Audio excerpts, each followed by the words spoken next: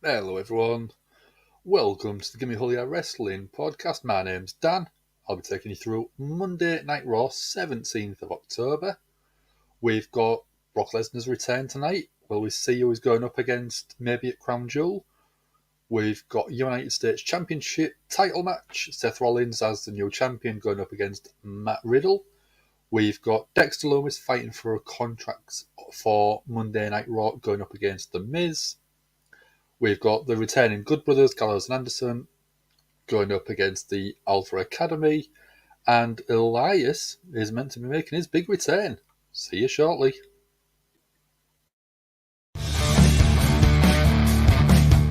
This is Big E from the new day. Give me that whole yeah. Give it to me. I need it. Hello, people. How we doing? Has people had a good week so far? We've got Michael in already. How are you doing, dude? I'm not doing too bad, thank you very much. I noticed you already answered my question, so I'll get that up on screen. What do I think Brock Lesnar's going to be coming back for?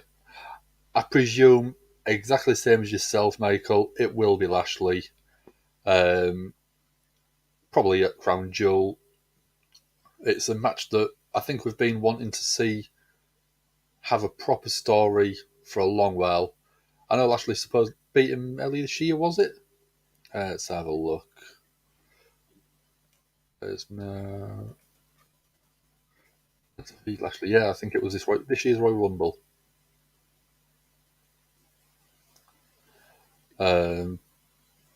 Lashley defeated Lesnar.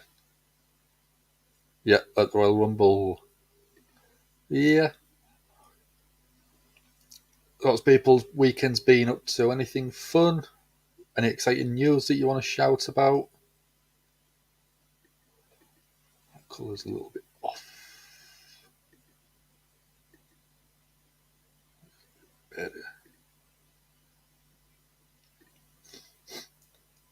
Yeah, we've got a different way of trying the stream tonight, so hopefully, fingers crossed, we shouldn't have any technical issues because we know we've had them in the past.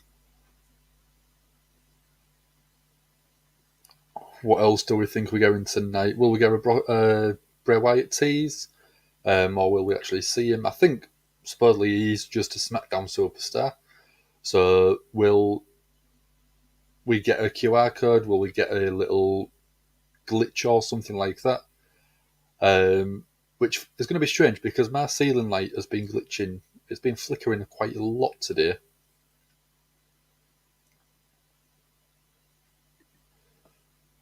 Michael went to an indie event with some friends. Good show, but I have an ear infection. That's not a very good, dude. Get to doctor's pharmacy or anywhere like that. I had one 3-4 weeks ago, and they prescribed me amoxicillin, which pretty much cleared it up within about 4 days. So yeah, I would probably jump on some of that, dude. What's new with me?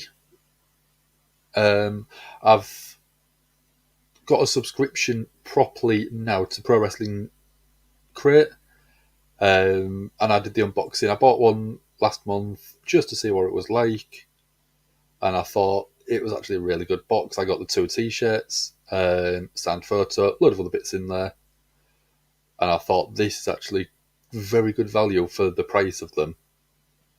Even just a signed photo and 2 t-shirts, it was very good value. So I think I'm going to be getting that in the future, and I'll be doing unboxings on here if you really want me to.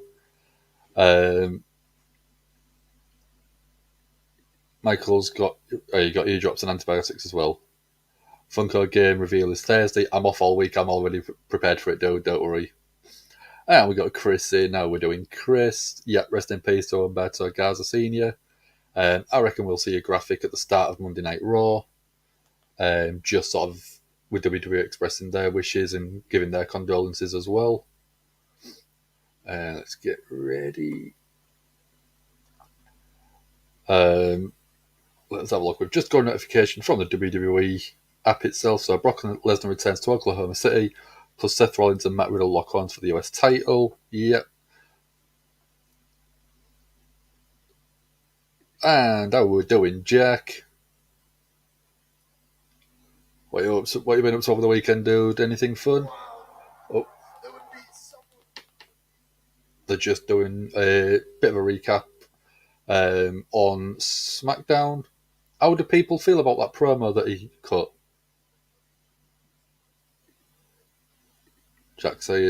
Michael saying it feels like it's been a while, Jack. Cora Jade on Raw tonight. Ooh. I've been sort of seeing a few things online, which is a lot of things that WWE haven't announced, but it's supposedly things that they want to happen, but they haven't sort of confirmed anything. What was it? There was rumours of NXT stars showing up. Let me see if I can find it. But yeah, there was rumours of like sort of 3 or 4 NXT stars coming up.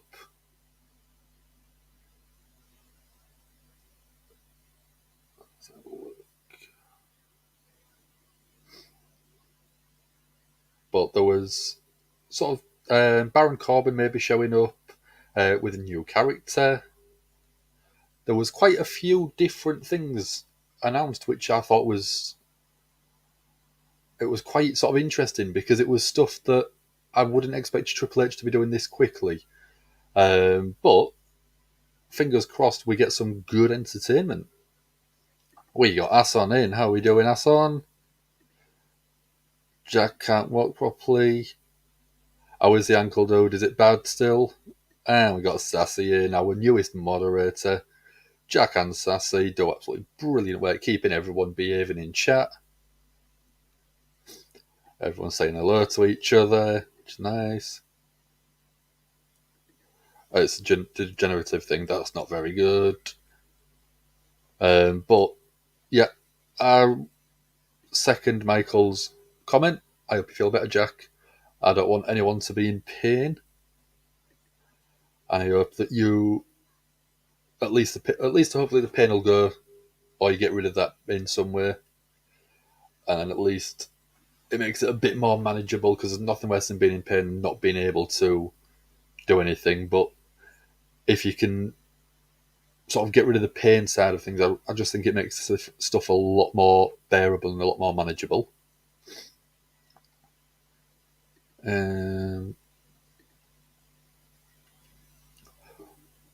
So we've got a couple of minutes left. Just so you know, and I have put it in the chat already, we have got a new shop that has gone live, which I've been working on for a little bit. It's from a company called Spreadshop, and we've put our sort of a design on there of the Gimme a Hull Yeah logo, and there's supposed to be another one coming live very shortly, so I'm just going to double check to see if it's gone live, because me and Anne worked on this design a couple of days ago, to sort of give you something a bit different. No, the design itself is still in review. I'm going to see if I can give you a little tease. So let's load it up. That one. So someone in the chat has already seen it. I'm just going to get through these comments before showing you, and then I'll start Monday Night Raw. So Sassy, hello guys, welcome to the Raw live stream. Hope you're doing well. Please like and subscribe. Jack, hope you feel better. Very, very covers everything for us there, Sassy. We've got ZJI in, how we doing? Great work a couple of weeks ago with the Bray Wyatt stuff. We do take the Patreon and Super Chats for donations. Donations are very appreciated. Every single donation we absolutely love. And we do appreciate everyone that does it. But they are optional. We're not going to force you to do it. Michael Ups, Corbin returns as the Lone Wolf. Yep, there's supposedly a return on the cards for him. We could see Indy Hartwell, maybe. Jack saying cheers, what's the new link? I'll grab it in a second, I'll put it in. And it is you, Jack. New text thingy. So, yeah, we're just about to start Monday Night Raw. So, new t-shirt, black t-shirt, logo here. And you could have something like that. So it's basically a t-shirt with a sketch of our reaction faces, Give Me a Holy Hell logo, but in a very sort of sketchy style on there, which I thought was quite cool. Ant came up with the idea, and then I sort of reworked it a little bit. So we've got the then now together.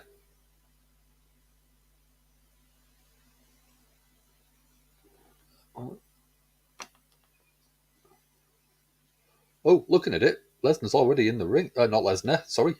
Bobby Lashley's already in the ring. I am not wasting time. And Lesnar's coming out to him. Lesnar's taking that call. We've got memberships, perks. Memberships are optional as well. We do have different sort of levels on there. We've got 3 different levels. Each one gives you a couple of extra perks. So if you want to come and subscribe to the channel itself, you already can do that. But then if you want to give us a little bit each month, just to sort of help cover costs of stream, costs of the subscriptions to be able to cover Monday Night Raw, and our designing of the thumbnails, we do appreciate every little bit. Griff Dog's in. How are you doing, Griff Dog? I noticed you subscribed to us on Facebook. Yes, please let me grab you that link then.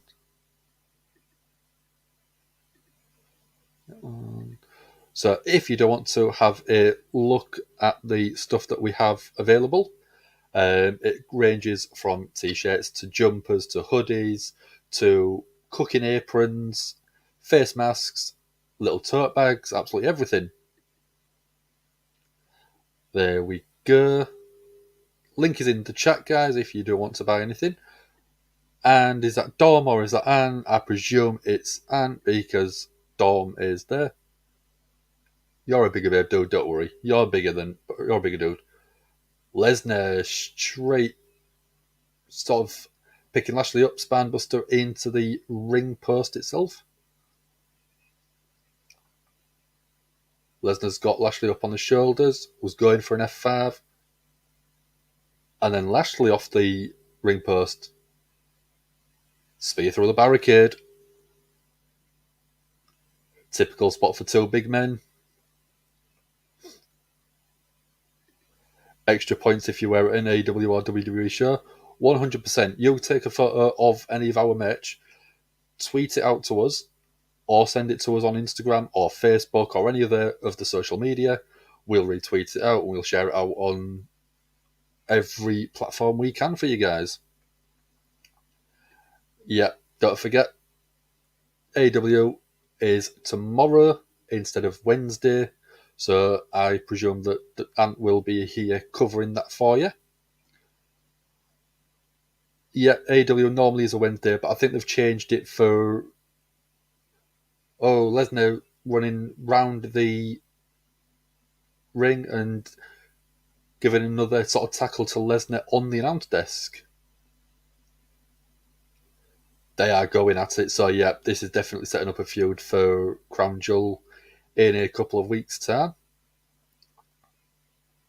So I think they was meant to go through the table. They've reworked it. Lashley's picked up Lesnar and then put him through the table a different way. There's a lot of performers trying to keep him separated. You've got Chad Gable, you've got Gargano. Looks like you've got Xavier Woods, keeping him separated. Yeah, AEW is not normally on a Wednesday, but I think they've changed it, like I said, for American football or something, so they are now doing it tomorrow instead. Sassy saying hi, Griff Dogs. Yeah, question for everyone. Who can defeat Roman Reigns for the title? I know who I think. and I know who a lot of people think, but let's see if it's the same. So, yeah, we've had Lesnar take a spear through the barricade.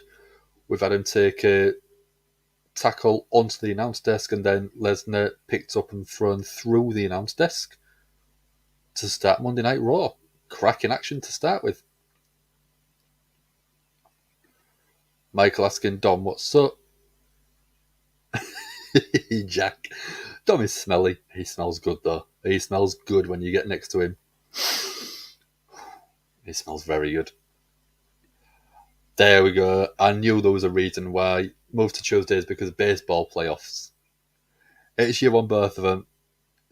So Jack will be able to join tomorrow. Sassy saying Dom's a trickster and wants to see your face. I always want to see Dom's face, to be honest. And Ant's and Jack's and Sassy's. Yeah, Brock isn't as bad as it anymore as he used to be. I do like the face character, the cowboy character, which is why I used him as a thumbnail.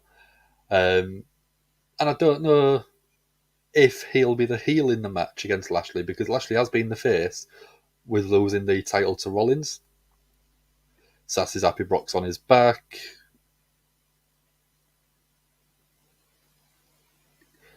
Yeah, I know you wore a Gimme a Hull Yeah shirt at WrestleMania and Wrestle Story. If you haven't already, go check them out. They are very good. It's a father and daughter duo that do the similar thing as we do. Cover Monday Night Raw, Dynamite, pay-per-views, premium live events. ZGI is going Cody beat Roman. First person that came to mind for me. And the way that I'd do it, bring him back at the Rumble, 28, number 29 slot maybe, win the Rumble, go on to Mania, take the title off Roman, make him an absolute megastar, and I'd have him come out in a polka dot style outfit for his dad if he is winning at Mania. That's exactly what it's there for, Michael. Put the link on your Christmas list for family, friends, if they want to buy you a t-shirt, jumper, and there's so much on there. And we are going to have some more designs coming at some point. So you could have the Gimme a Hull Yeah logo, and then the one that I showed you earlier on there as well.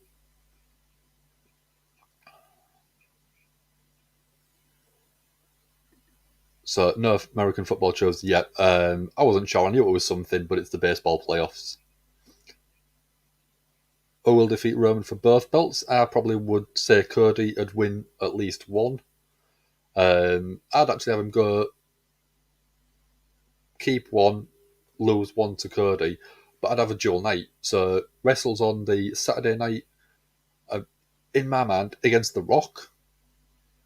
Book that from sort of middle of February time, or even maybe start it at the Rumble, and then at Mania on the first night, Mania on the first night, he loses to The Rock. The second night, he wins against The Rock and then loses against Cody. So each night it's for one title. Saturday night for the WWE Championship, Sunday night for the World Championship, and that way there's a logical story to try and get one of them off him. Griff Dog saying Buffalo Bills win 24-20. Was it a good match?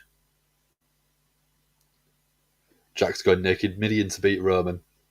I think Roman would be creeped out if that happened.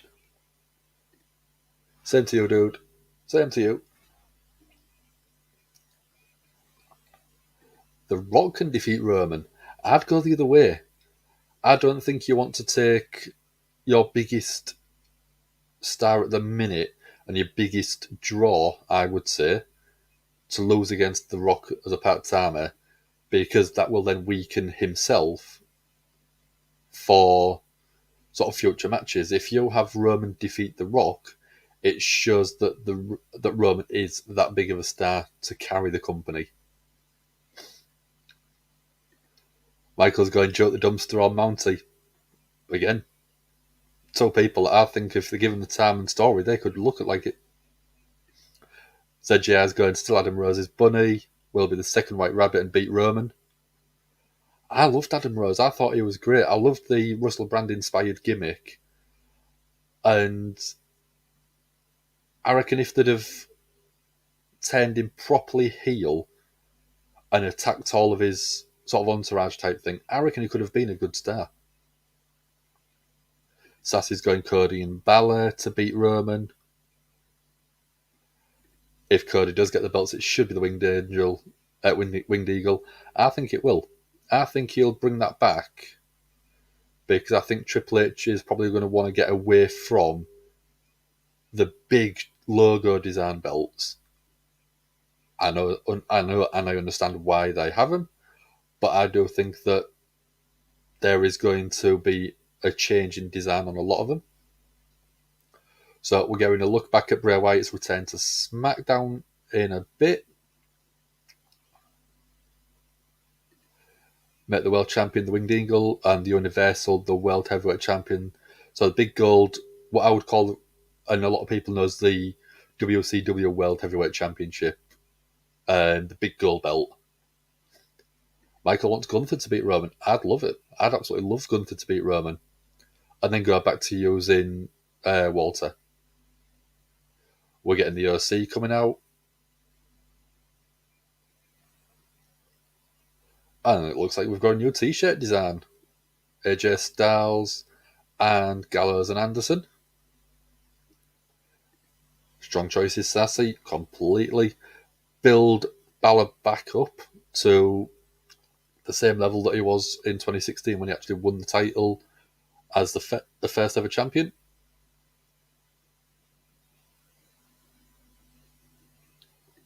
Which mounting? I know why you've put that question in there, but I'd probably go the Dean Ambrose version, just for you, Sassy, just for you.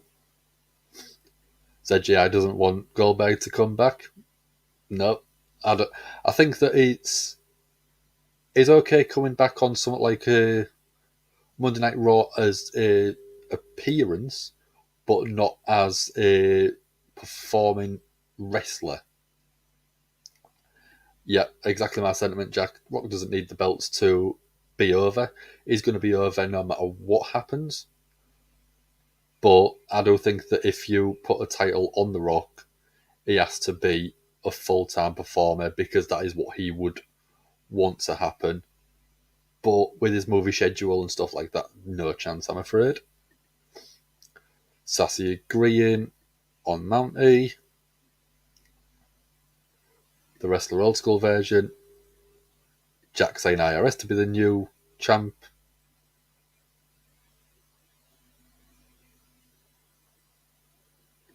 Griff Dog saying he knows who can beat Roman. The Undertaker. But The Undertaker got beat at WrestleMania by Roman Reigns.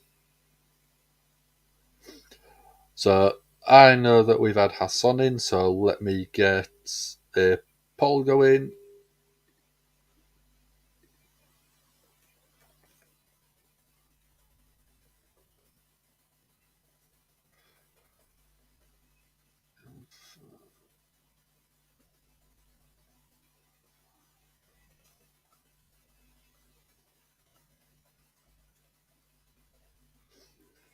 So if you want to answer the question that's come in the chat, who wins, the OC or Alpha Academy? If you want to give your picks in the chat, or if you want, you can actually vote on the YouTube link itself, if you're not on the YouTube version. Michael would like to see Tyler Breeze return, but the NXT Tyler Breeze. I've got a signed photo with Tyler Breeze. Literally within arm's distance. It's literally on that chair right there.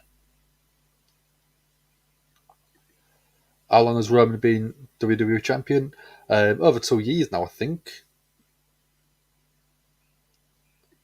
On the World Wrestling Entertainment Universal Heavyweight Champion of the World, Gentleman Jack Gallagher. I don't think Jack Gallagher would win. I thought he was a great performer, but I think he was still quite a. No, I don't mean it in a bad way, but a green WWE performer. He was a good performer, but I don't think he was a WWE style guy. I think he was an indie guy all day long. So we've got AJ on the outside, and we've got Gallows and Anderson going up against the Alpha Academy. We've got, I don't know if I'm allowed to call him Machine Gun Carl Anderson, because that is not his. He's never had that as a WWE name, I don't think.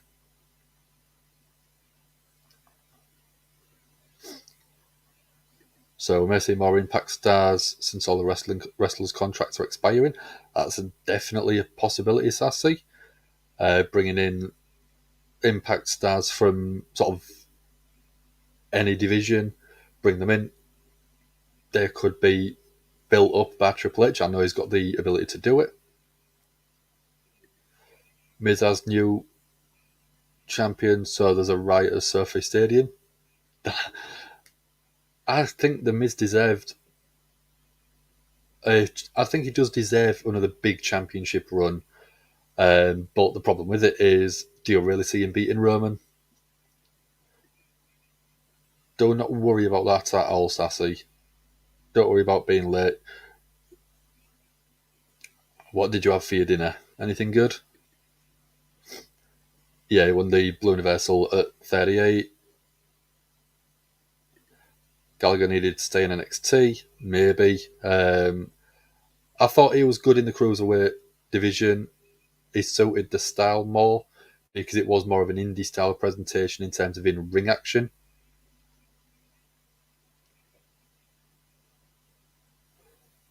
Sassy would love on and no more to join WWE or AEW. Supposedly, they have shown up at an AEW taping, from what I can remember reading. Griff Dog saying he'll be back. Don't worry, dude. Jump in whenever you're ready.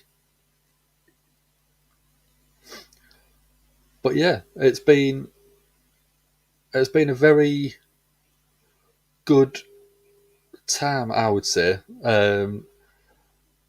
Over the past sort of 2-3 months, probably.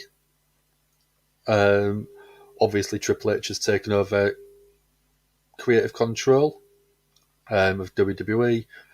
Shawn Michaels has got NXT, and they do seem to be doing a lot of very good work building performers up. And I do think that if they carry on the way they're going, I think that the WrestleMania and sort of most of next year, there is going to be a lot more concise storytelling. And I think that there should be more stars built up to be a credible main event star. We've seen it before with Vince, where he'll hotshot someone up to that position. A couple of weeks later, they're losing against a mid-card star. So it's very sort of stop-start booking for a lot of people, but I think with Triple H and Shawn Michaels, I don't think that they will be able to sort of consistently book them. Vince was more of a 50-50 booking guy, so he'd win one week, lose the next, because that way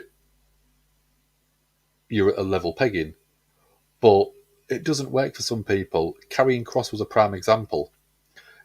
Karrion Kross basically came in, and his first match lost to Jeff Hardy in 3 minutes-ish, and then the week later beat Jeff Hardy. And it didn't give Karrion Kross that killer impact that he had while he was in NXT. Didn't get over because of that, and then ended up being released. Triple H brought him back and made him the dominant force, very similar to his NXT style of booking. And he's going over. He's been brilliant. And again, a lot of the people under Triple H, I think that is why they're coming back. You've had Candice LeRae, Gargano, Damage Control, Io Sky, and Dakota Kai. I reckon we'll still see even more comeback because they know that Triple H will look after them and present them properly. There was a rumour online of Bray Wyatt having Aleister Black in a stable with him. But with... And Aleister Black really wanted that to happen, but with the contracts that he had with AEW, it wasn't able to happen. So ZJ doesn't like it when WWE had celebrities as wrestlers. Logan Paul, Bad Bunny, Gronk. It's a good way to expand the universe, but yeah, I completely agree with you there. Celebrities coming in to do an appearance, I do like when you get a big name that isn't a wrestler, unless they are putting in the time and effort.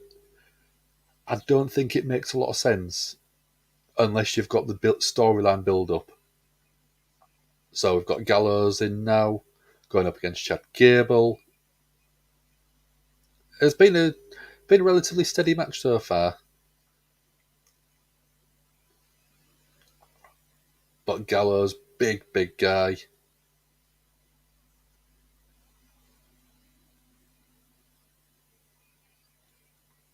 Great big kick from Gallows. Pump handle into a slam. Very, very nice. AJ getting the team pumped up from the outside.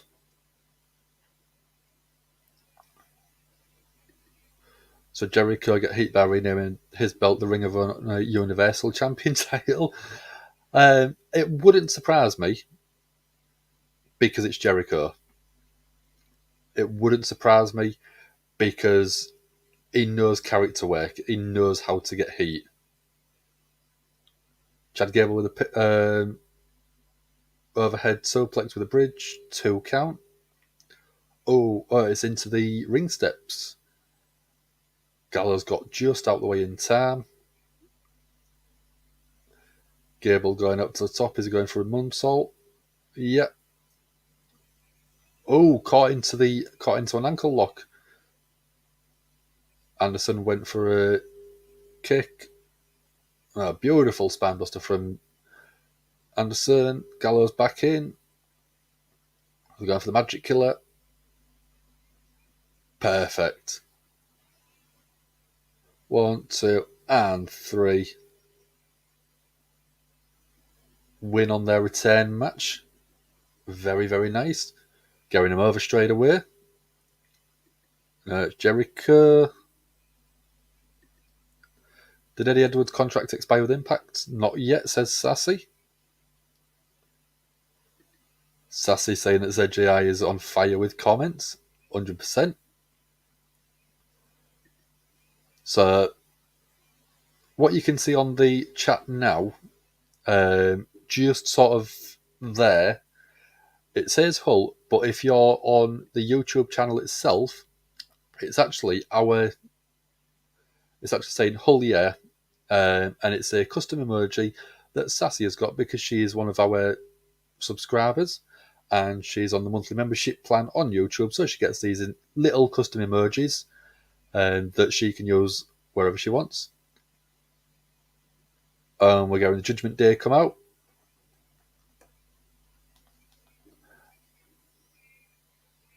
Balor saying too sweet. Nobody's ever seen the too sweet before.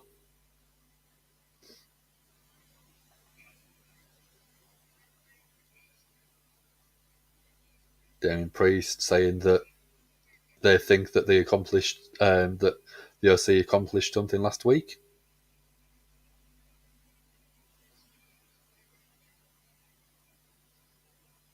Damien Priest saying that they've stopped caring about the crowd a long time ago.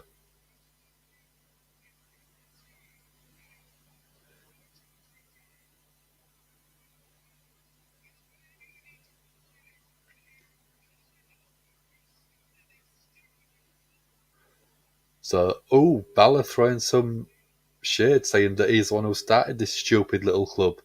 Is that a dig at Bullet Club?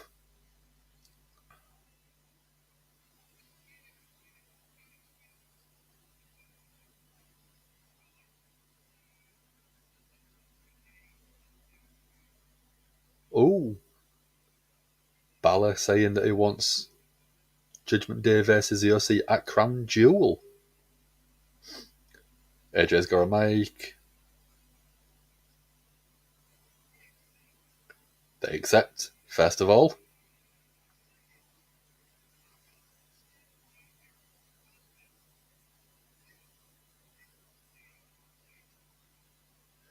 AJ saying it's Monday Night Raw.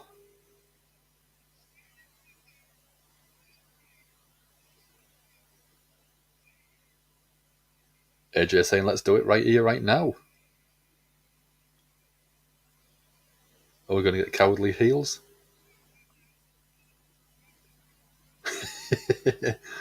AJ saying, unless you have to ask your mother for permission. Oh, Dominic firing back.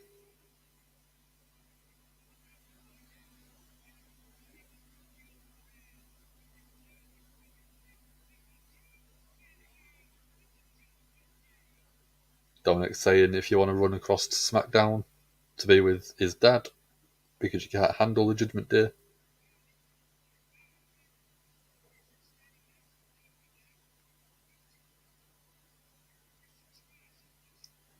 AJ calling Dominic a piece of trash.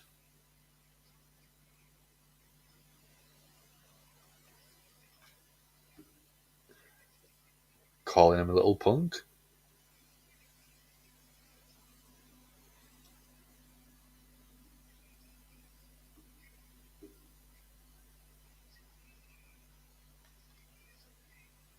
Oh. AJ calling out Dominic Mysterio for a match.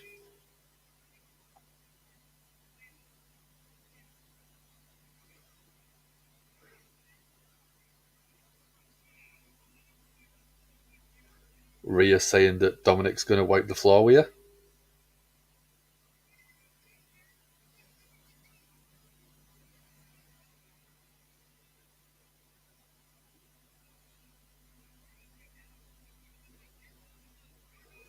AJ calling him out, saying, come on, let's go. Dominic saying he's not ready, he's not in ring gear.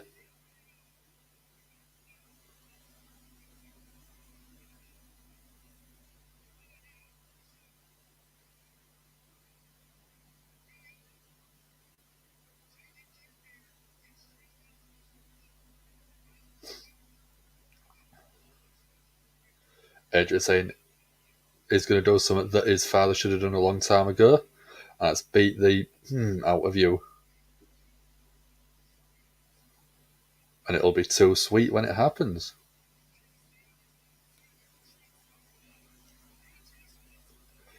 So we're getting that match later on.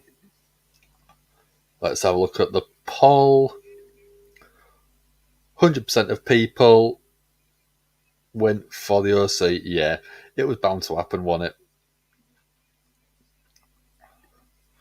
So Michael's saying he'd like Eddie Edwards to go to WWE and feud with Ciampa. That'd be a good shout. That'd be a really good shout. Yeah, great questions. Great points, JI, as always.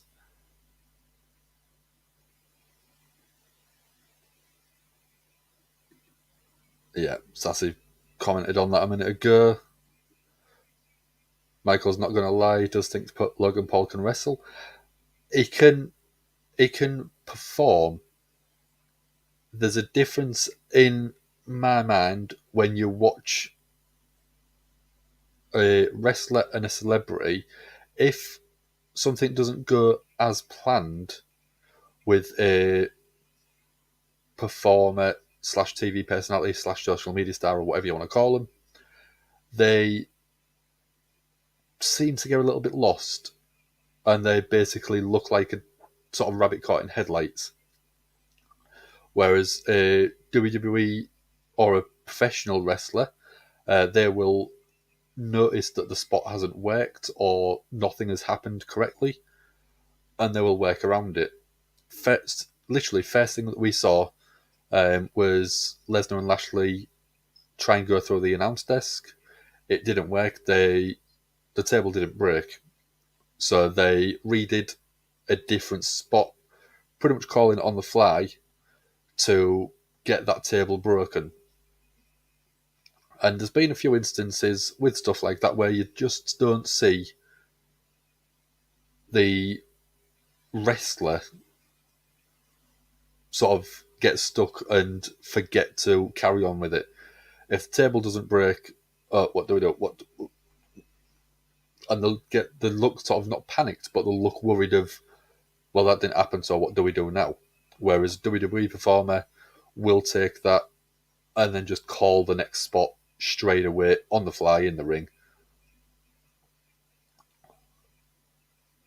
So I completely agree with Michael.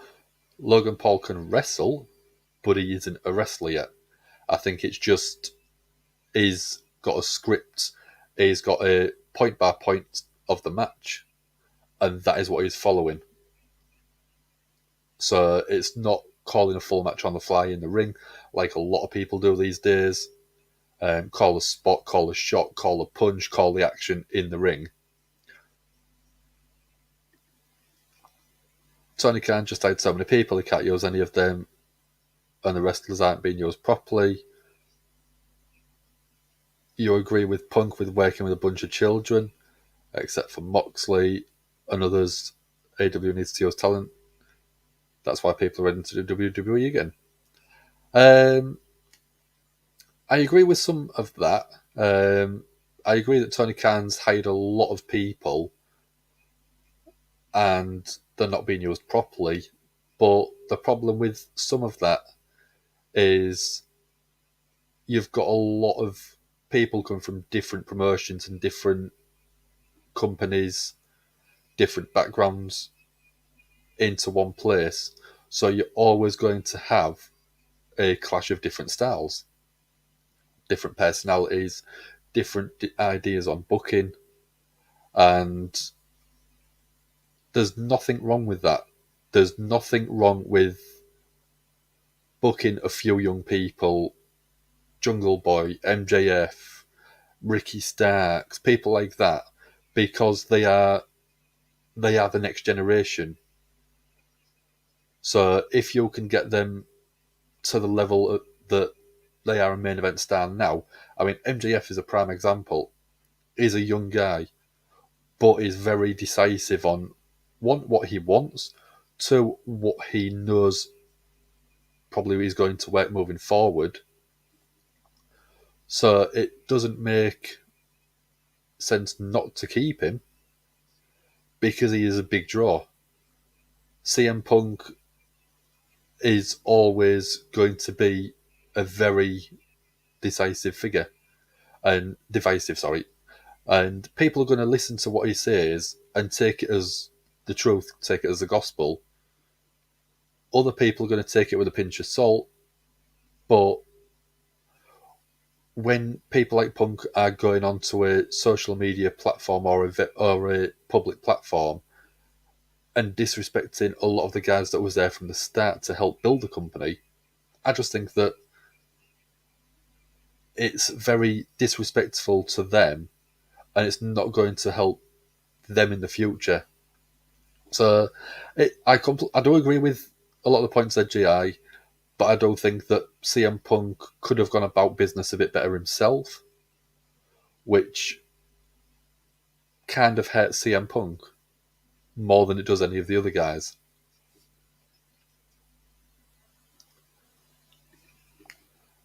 Michael's saying, I hope Top Rich is going to be okay with COVID since he has a heart problem as well as speedy recovery. Yeah, I think that he's going to have the best care available. I had it a few weeks ago, and in all honesty, I had a couple of bad days, but then after that I felt sort of more normal. I didn't have much of an appetite, so I wasn't eating as much, but it wasn't where I felt like I could have been off work or anything like that.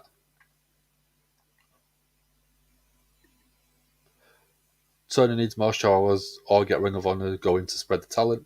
I agree. Problem with it is Ring of Honor has no TV deal. I think they are in the process of trying to get one sorted for them to be able to then give more people a platform. People like sort of Samoa Joe deserve to have TV time because they're phenomenal. They're absolutely fantastic performers in ring and on the mic. But at the minute, they're having to fight for TV time with AEW stars, and I don't think it works too well. Frejo's up early, so I need you sleep. If you need to go, Jack, don't worry, dude. Thank you very much for joining me for the time you have, and I shall see you at some point soon. Ever since Triple H came to big time management of WWE, everything has been good for WWE. But when Vince was AEW was dominating.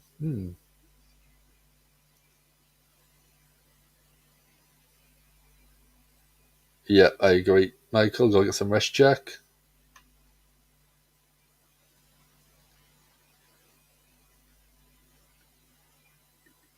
Warner Brothers is pleased with AEW and they want to establish wrestling to non-wrestling show and give it more hours. Sounds like that they may be getting a Ring of Honor deal as well then.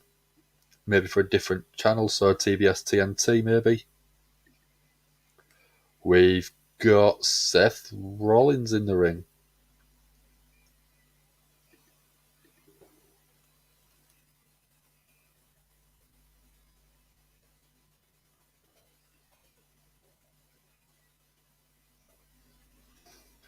So Seth is reintroducing himself.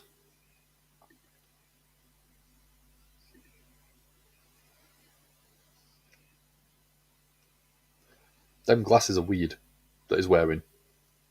They are very weird.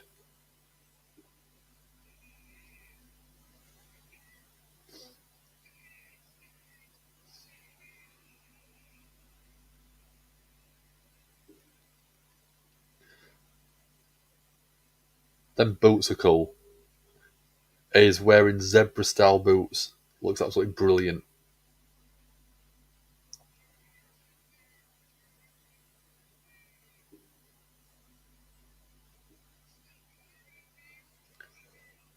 So Seth is talking about all the people that stopped believing in him.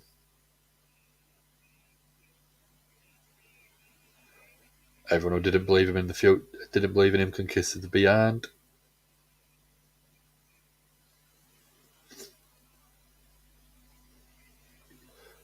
Dominic is a sheep following what Judgment Day says. If Judgment Day abandoned him, what's he going to do? Go back to his father?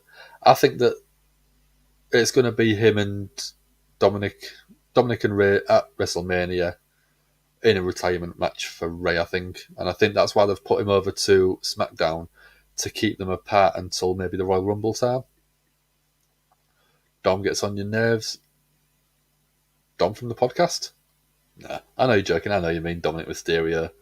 But I might just screenshot that and send it to Dom, just to annoy him.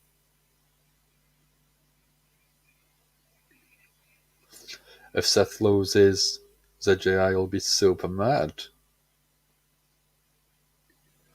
Are we going live for Halloween Havoc? I don't know, in all honesty. I'm not sure. If we are, it'll be tweeted out, or you'll get a notification, because I know you've probably got the bell ticked to let you know that we're going to be going live.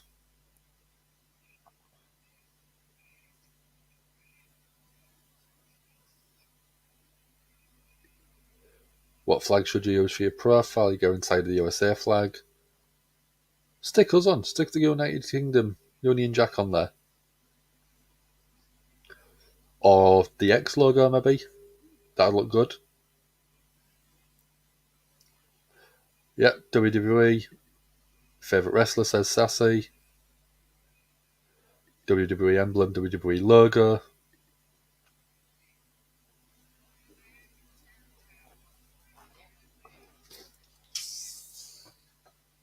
Says saying that he may have tapped out, but it was a strategic move. It was a strategic tap out.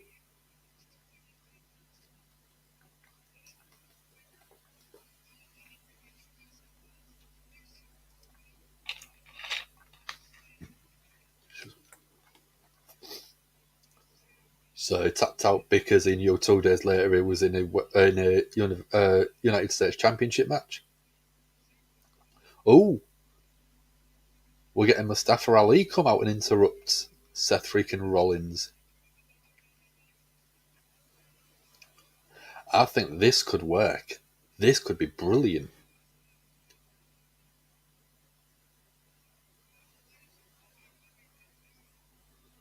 Mustafa Ali congratulating Seth.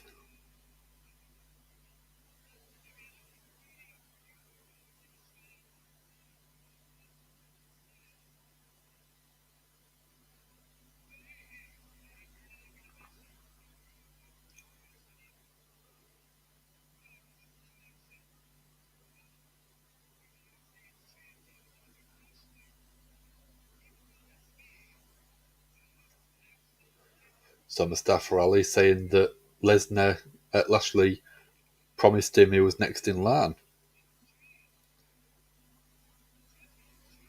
Champions change. So Mustafa Ali, they putting the challenge out there.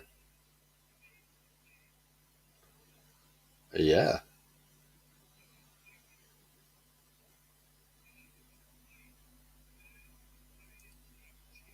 Mustafa Ali saying he wants to fight for the United States title.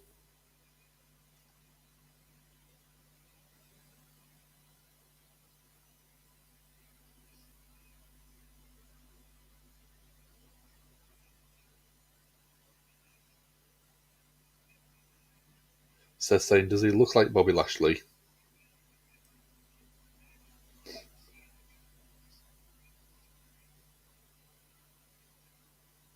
So he has to go to the back of the line.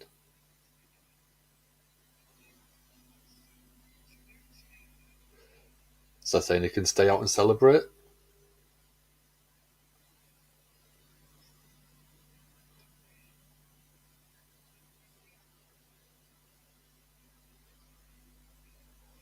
Seth saying that Mustafa doesn't belong in the ring with him.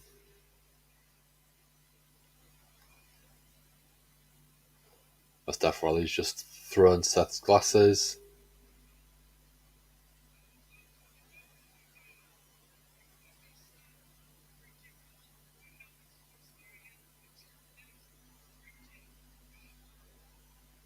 Oh, that was a very nicely delivered line.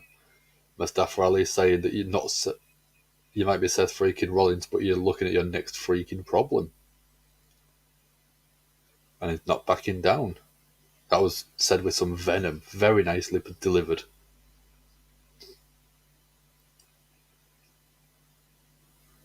Seth saying that he likes Ali.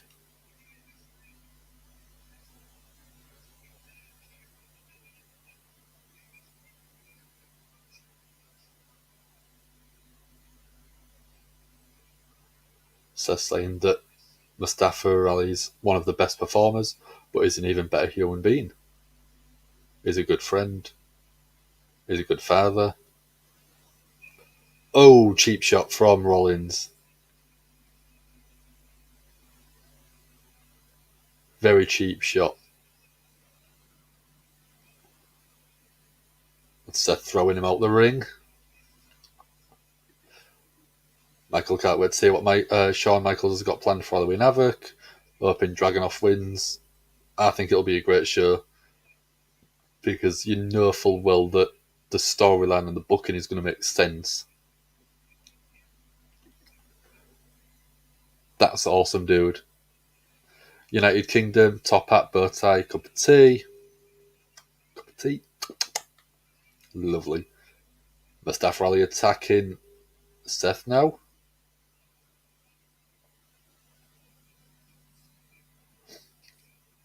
Oh, Seth throwing Mustafa Ali into the ring post.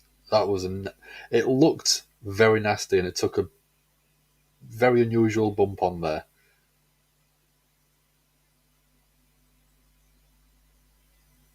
Very nicely taken by Mustafa Ali.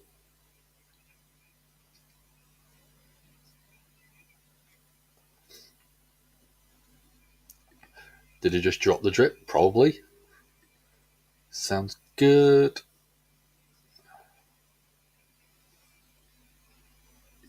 Who do we think wins the ladder match on Saturday? Nathan Fraser or Von Wagner? I'd go Nathan Fraser. I think that he's at the point where he needs a good big win like that to really elevating. Oh, getting JBL. JBL showing up.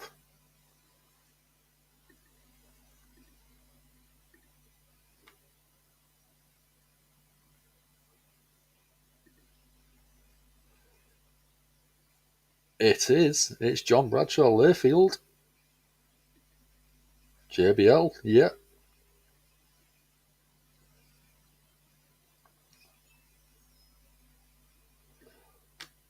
Oh god, not him. Why not Sassy? Don't be negative on him. He's turned himself around after all the bullying accusations. I think. I don't know. I'm not sure. But he's supposedly doing a lot of work and being an ambassador now.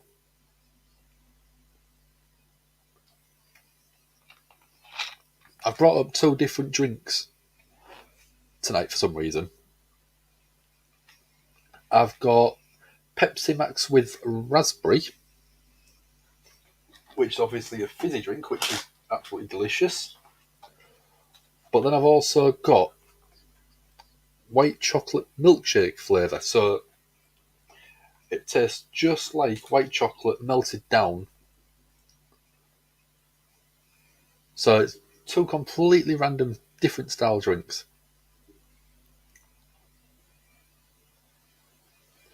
Sassy saying it was better as Bradshaw. And then, have I seen Halloween Ends yet? I have, ZJI. I watched it Friday night when it came out in the UK. And it's a very divisive film. It's a very, you're either going to love it or hate it.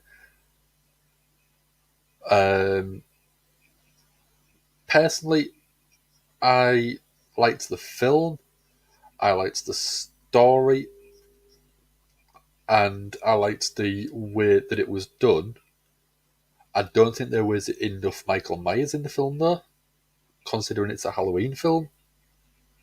But I do think that the way they told the story has kind of I don't think it's teased a sequel,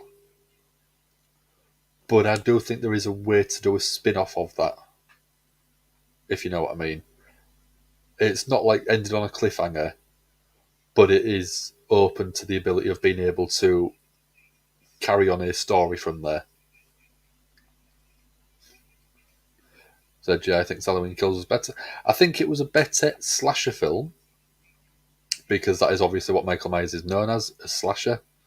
But I still think that it was still a very good film. Out of the 3 new released films of 2018, Halloween Kills, Halloween Ends, I don't think Kills was the best Michael Myers Halloween film.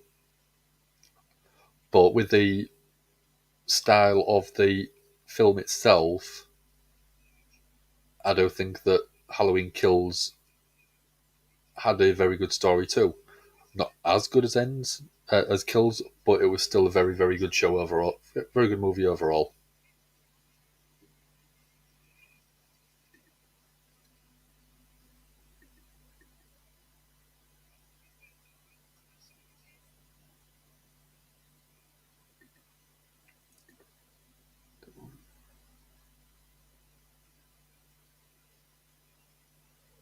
So we're going Damage Control come out now.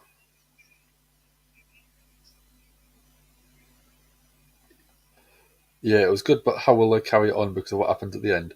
I think they'll go into more of a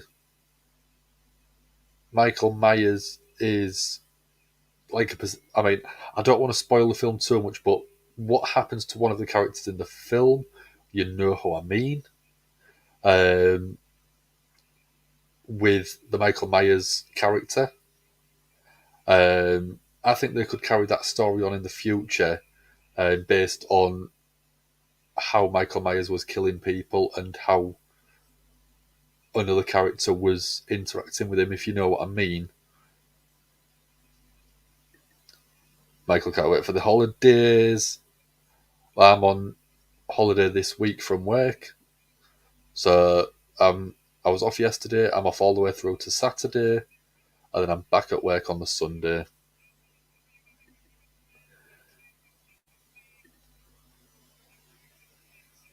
So what are we going? Are we going the tag team, women's tag team champions?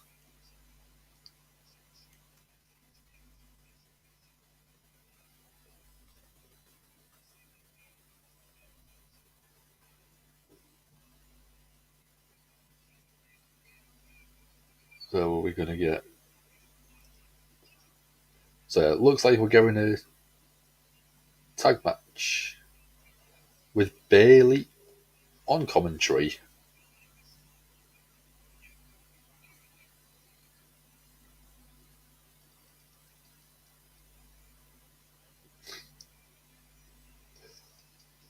So we're getting Candice LeRae as one member.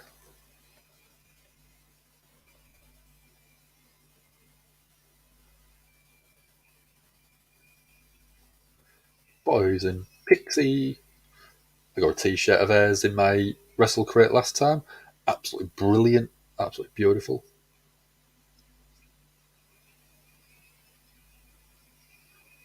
We're getting Bianca Belair.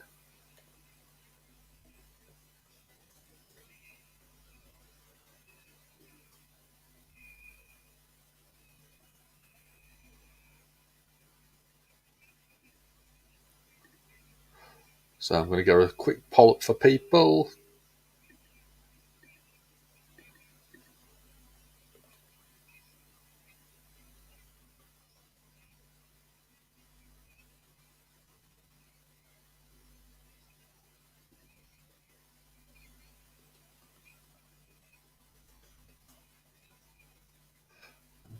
So,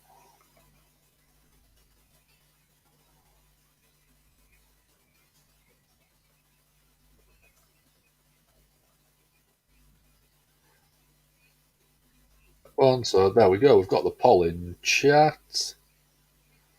Damage Control versus Candice LeRae, Bianca Belair. Already on it for you, Hassan. Don't you worry. I've got your back covered. Yep. Rewatch for QR codes. They're still happening. I can have a look. Supposedly she's out with a bit of an injury at the minute, so she's still recovering from that. We don't know if it's kayfabe or whether it is a genuine injury, because of what happened on Monday Night Raw a couple of weeks ago with the attack backstage. Already done for you. Don't worry. All over it for you. Don't worry. Already all over it for you, Hassan.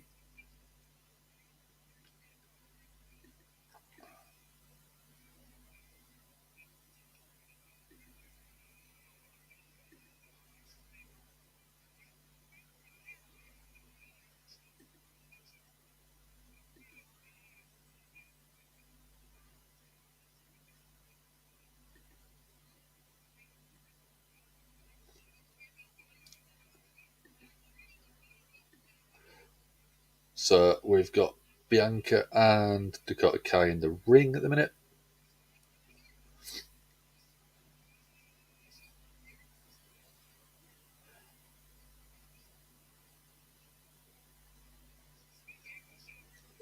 So how do people feel about guest commentators?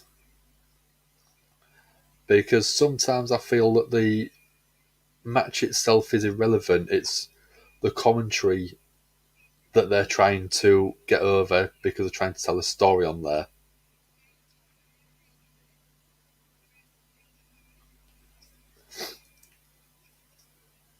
Candice has been picked up by Bianca and using her as a weapon.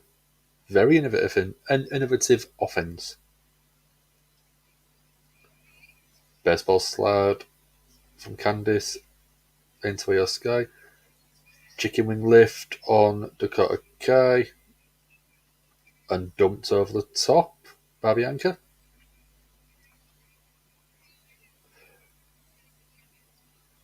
Candice with a springboard splash to the outside.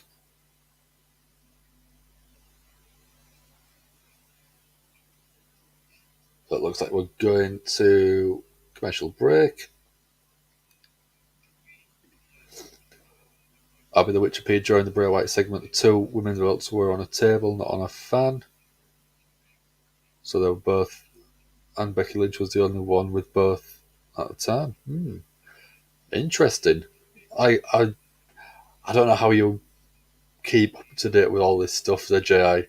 It's absolutely brilliant the way that you sort of remember everything and you've been able to decode all this stuff. Very, very clever dude. So we are on commercial break, so we're probably going to get an advert for the WWE shop in a second. So just going to let you know, we have got our own shop now live. Give Me a Holy Air merchandise is available. If you want a t-shirt, you can grab a t-shirt. If you want a hoodie or a zip-up jacket, plenty of options available. Let me just have a look which. You can get hoodies, men's, women's. You can get bags. Pretty much everything that you want. Stickers. So if you want a little sticker for your laptop or boot of your car, hood of your car, trunk or anything like that.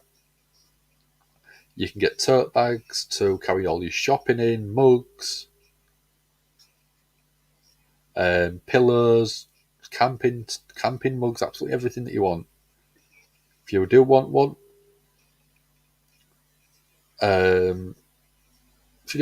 go to there. There is at the minute 15% off all orders, so you are able to treat yourself, get a family member to treat you, birthday present, Christmas present, whatever you want. Will new shirt be out before the holiday? I think so. We are waiting for the design itself to be reviewed. Let me just double check. So yeah, the design itself is in review. So we are still waiting for that to be done. Once it is reviewed, it will go live straight away. But I'm going to keep my eye on it and let you know exactly what's happening.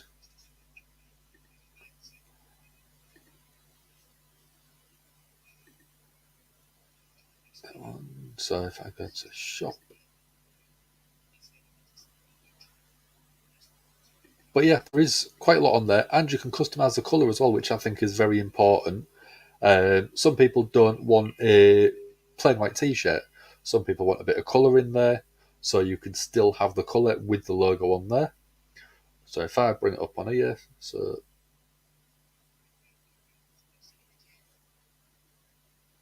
shirt.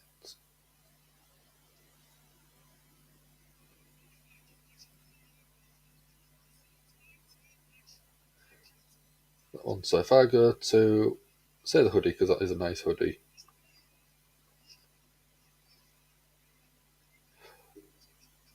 So as an example, you can get the hoodie itself there with the logo on, but just underneath it, you have got colour options. So if you want a pink hoodie, you can have exactly the same thing in the colour, and you can grab it in plenty of different size options. From what I've been reading online, and by the sizing, it does look very accurate. So if you're men's medium in the UK, you can have a look at the men's medium size. There is all the sizing options available on there in terms of inches, so you can actually measure which size you think would be needed. Delivery times, as far as I know, are usually about 2 weeks-ish. Once you complete your order, if you did the order today, you'd be looking around the 1st of November for delivery. If you're in the United States, you'd be looking before the 1st of November. So if you did want it for Christmas, you can have it for Christmas. If you did want one, Michael. And again, if you do buy any of the merchandise and you are using it, whether it's a t-shirt, mug, pillow, whatever you want, take photos, tweet it out to us. We will share that out for you. Step up sent on from Candice LeRae using Dakota Kai as the step.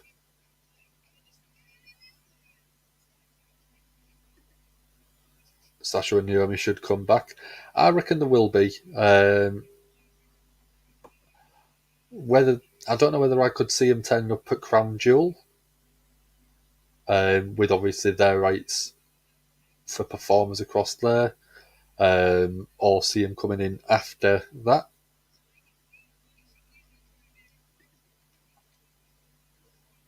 So I just thought of it. Ali's going to run Seth's match against Riddle and lose the title.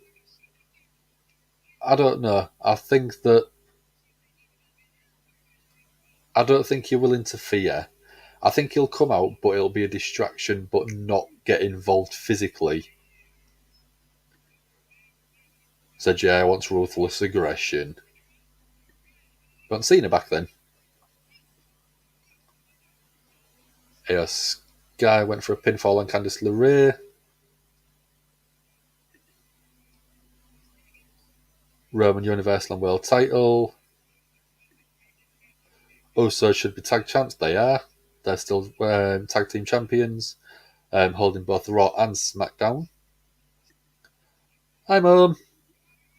Yeah, 10-day delivery for merch to the USA. That was probably through Redbubble. We have got a new shop that's just gone live called Spreadshirt. So there is a few more options on there, we think. We are getting other designs coming up. But yeah, if you didn't know, that person is my mum. She's in California. Solo should be IC in US, but I want Seth. I'd like Riddle to be US title, and I still think that someone like Ricochet deserves the IC. Naomi should join the Bloodline and get the women's titles. Exactly, I think. If you have Naomi, because she is married to an Uso, makes perfect sense to slide her into the Bloodline storyline. And then you can rebuild her character as a dominant person. Bianca's been very dominant in this match so far as well. A lot of athletic moves on Io Sky and Dakota Kai. Paul Lemon could be the 24/7 champion. I reckon they've got rid of that. We haven't seen it pretty much since Triple H took over. And I think he wanted to get away from that gimmick of stupid storytelling and give more time to the performers in the ring. Ooh. Bianca with a vertical suplex, holding Dakota Kai up, and then Candice LeRae with a drop kick at the same time while in the suplex position to Dakota Kai.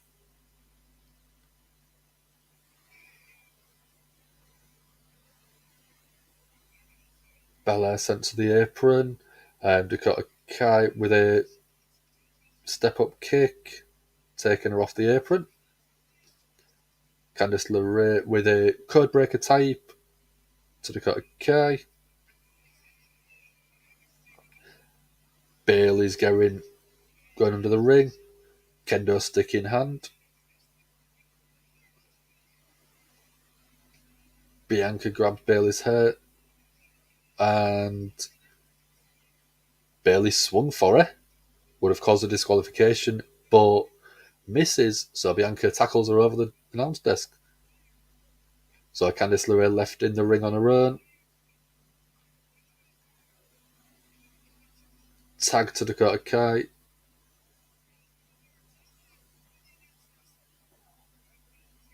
Double team from Damage Control. Devastating swing move. 1, 2, 3.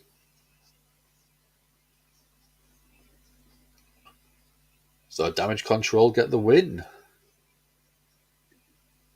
So GAHY says the Bloodline would have all the gold, but don't want it. No. I don't think that I think it would work, but I don't want it for too long. Met 24/7 the Hardcore Championship. I think that either way, you're going to get the comedy stuff, and I don't really think that'd work. They did a lot of comedy stuff with the 24/7 Championship. You had obviously Crash Holly doing the 24/7 rule for the Hardcore Championship, and it did involve a lot of stupid segments that wasn't really indicative of a WWE sort of show, but it was of the time, and that's why I don't think the 24/7 title has ever worked really since it's been delivered.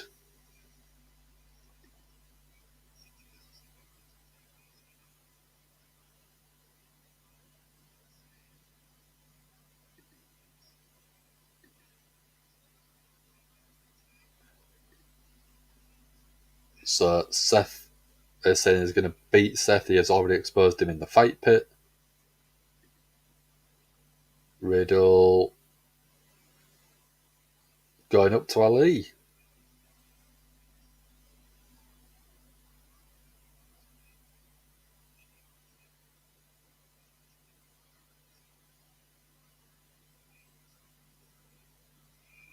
Riddle's pouring over Ali, saying that if he wins the title, he's going to get the opportunity. Miz is on the floor, screaming his knee.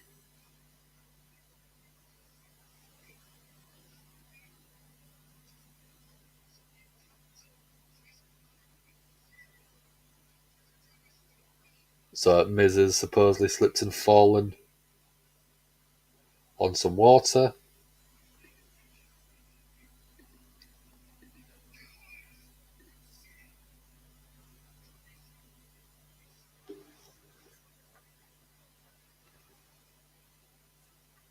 So is this Miz trying to get out of the match?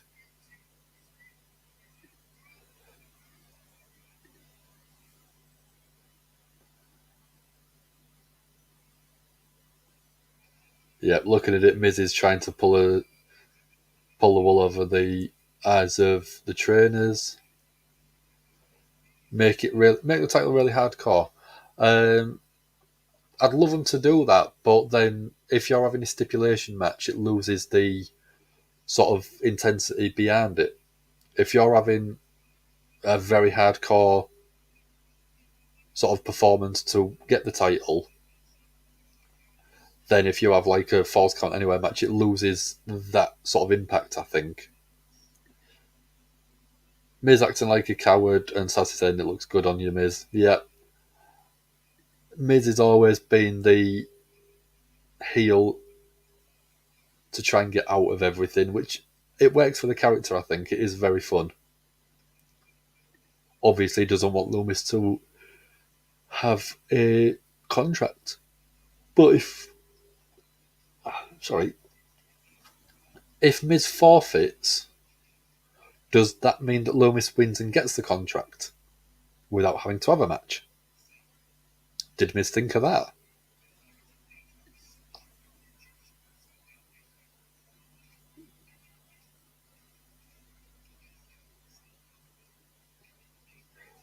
So we're on a commercial break as of right now, so I'm going to have some white chocolate.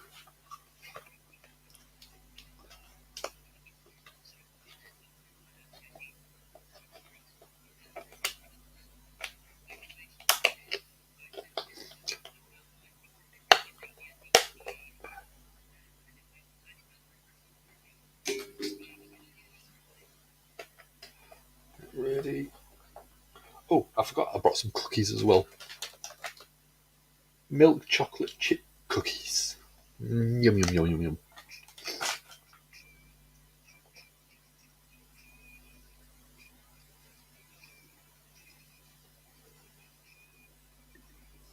So Triple H is planning on getting rid of Hell in a Cell, Elimination Chamber and Money in the Bank as PLEs.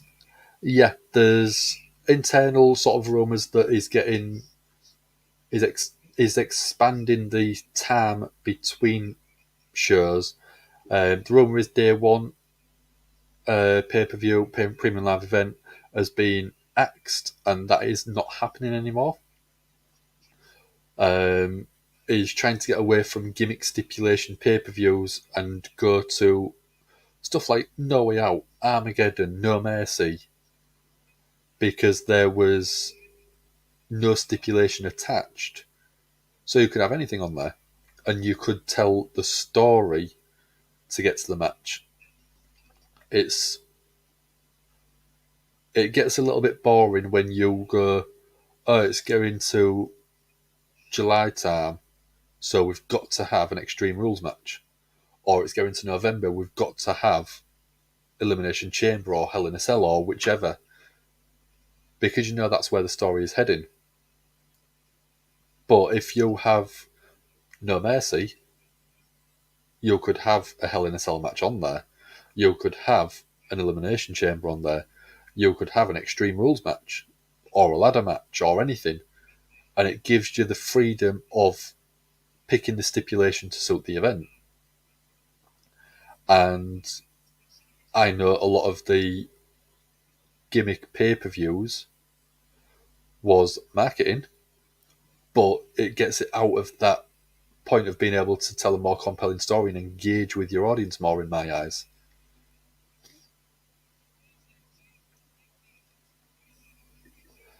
No Way Out, No Mercy would be good.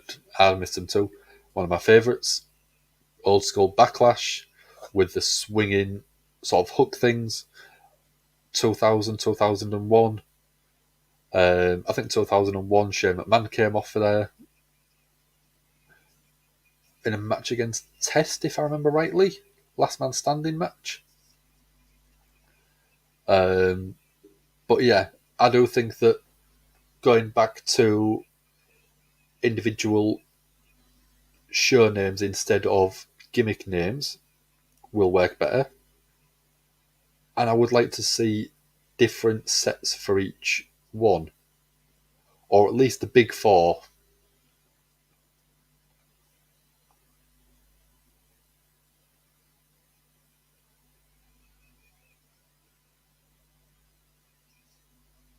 We have got Cora Jade from NXT.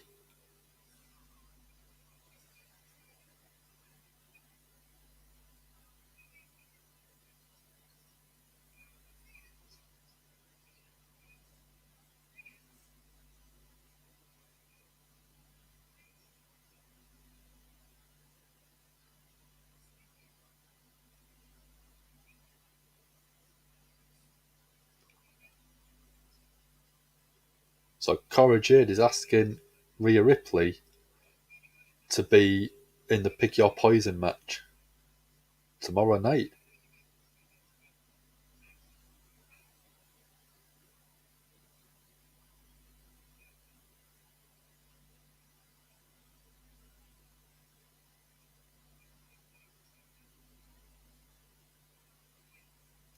So we're seeing Rhea Ripley on NXT tomorrow.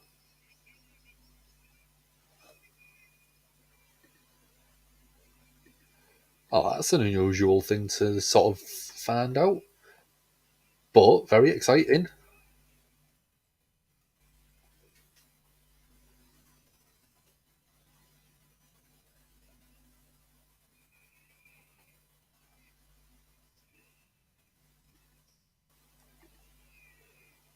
No, yeah, it would be good to bring back. Yeah, Fastlane should go in the bin.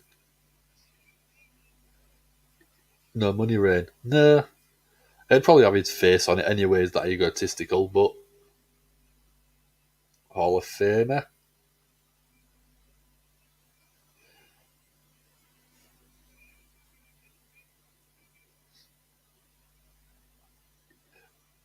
Don't worry, Sassy. I know you're still keeping your eye on chat for me. You'll take your time and have a chat with a boyfriend. He's not called John Moxley, is he? Or Jonathan Good?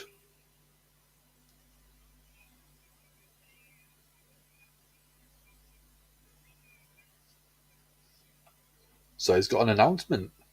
Let's see what he's got to say.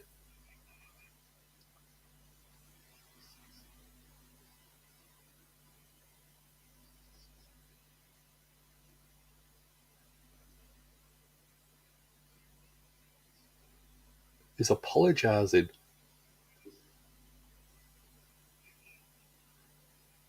He's apologising for doing this announcement in Oklahoma.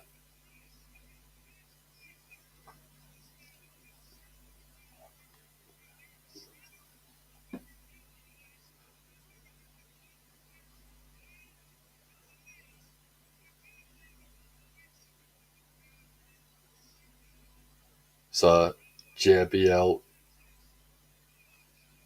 talking about Texas, which is the next state over.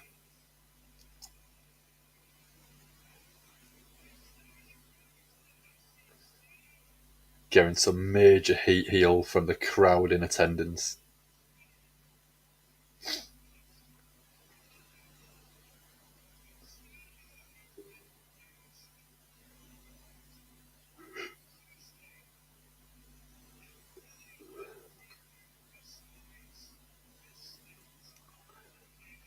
JBL saying he despises the state.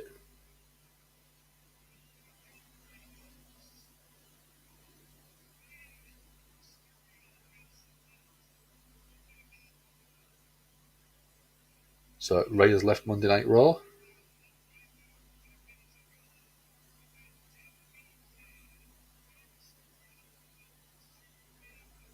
JBL saying that it's a deadbeat dad and one of the worst performers in history.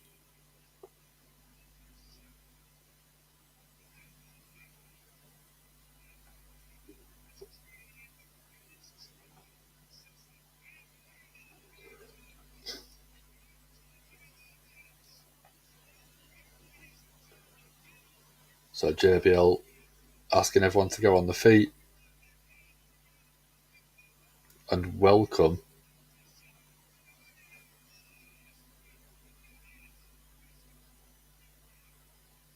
Oh, we're getting Baron Corbin.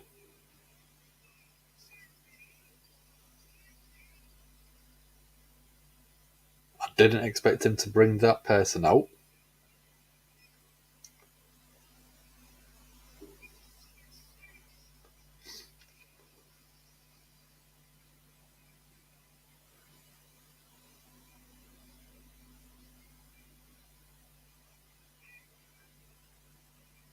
So is Baron Corbin going to be managed by JBL now? Hello, Trevor. How are you doing? JBL is a great heel. He's very, very good on the microphone, I think, as well. His feud with Eddie and Ray was great. I think that he was hot-shotted into the title picture, but once he was there, he felt comfortable there. Yeah, we did. I think we did. Baron Corbin again, finally, yep. Instead of Happy Corbin. Which one? Baron Corbin or JBL?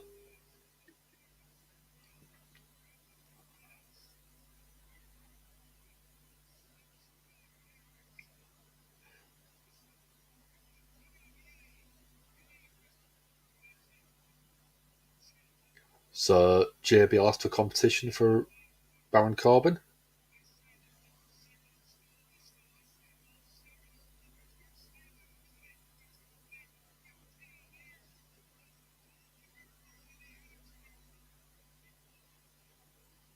JBL saying that Dolph Ziggler wouldn't have made the cut if he was around in the Attitude Era.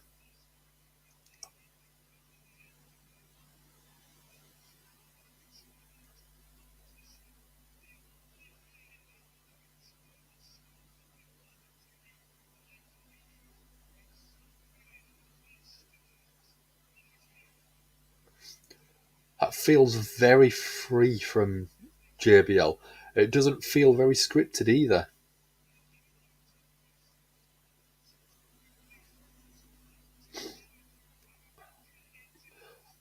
What a great... Yeah, I agree. I think this is going to... If they're going to keep both of them together, I think it's really going to work.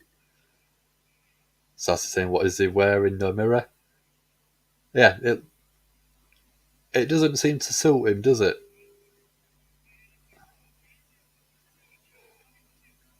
And I'm getting everyone pop up tonight.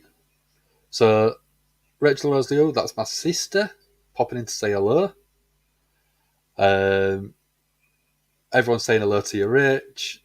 Sassy's saying hello. Sassy's one of our moderators. We've got Michael and ZGI, who are both absolute legends on here. So, yep, everyone's saying hello to you.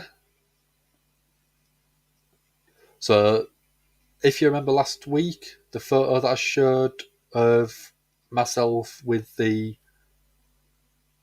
sort of baby wearing the Gimme a Hull shirt, that's my niece, and that one there, that's the mum, which is my sister. So while we're on commercial break, let's bring up a photo.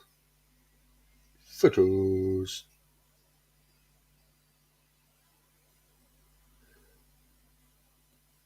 So, yep, we are going Dolph Ziggler come out.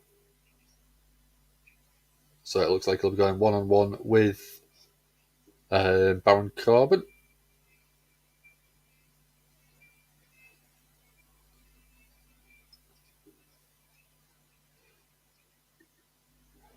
Hi guys, nice to meet you all. There we go. So, Mum is there, and our youngest Gimme a Hull fan. I don't know which bear is best to do it. There we go. So we've got our own little baby Gimme a Hull mascot. Did we get a photo of me, you, and Chloe together? Sassy saying, nice to meet you. Dolph the Jobber, disgrace, yep. Get asking people for Christmas money or birthday money or anything if you do want one.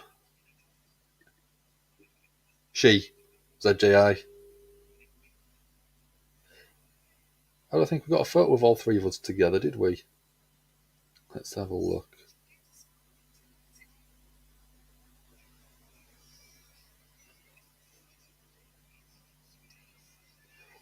But she did, for a very brief second,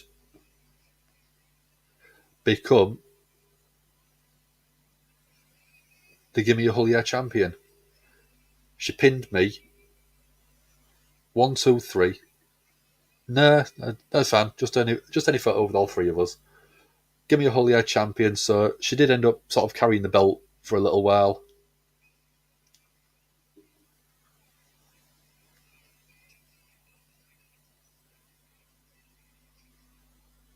Yeah, I can't find one of all three of us.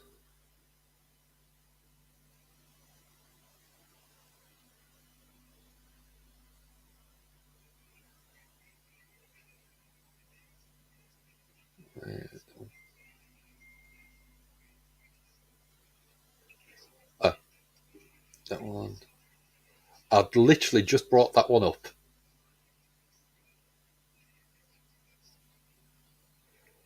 So I think one of the other photos we did get of all of us together.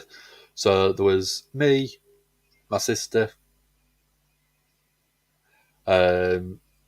brother-in-law, and then little baby Gimme a Hull champion. Can't really see it all. I think that's probably because my brightness is too high.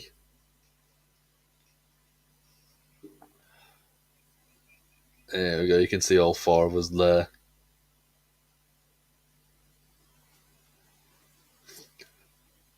So Michael saying she's cute. Said she has taken a shower. Don't worry, dude. See you shortly. Rachel saying she tried.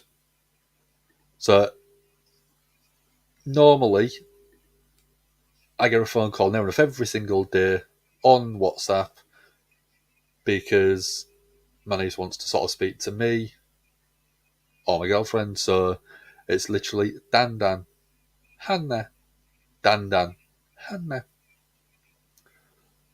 So I'm going to be mean now. Chloe. Hey, Chloe. Hey, yeah. Sent her me or Chloe? Yeah, that's why we have as many viewers as we do at the minute. Every single time I'm on, they put the stream on so she can watch me. Because there's an 8-hour time difference. Most of the time I'm usually asleep at this point, but it's sort of late evening there just before she goes to bed. So I normally get her a little chat sort of when she's getting up in the morning, and then she wants to see me later on in the day, but I'm asleep. So they'll put the video on of the stream. Yeah, Corey dressed himself again for a change, which is why he's got a ridiculous suit on. I reckon he should let Carmella dress him every time, because then it'll just be funny. JBL on commentary, putting Baron Corbin over. I know I'm funny. Tell Anna to say that.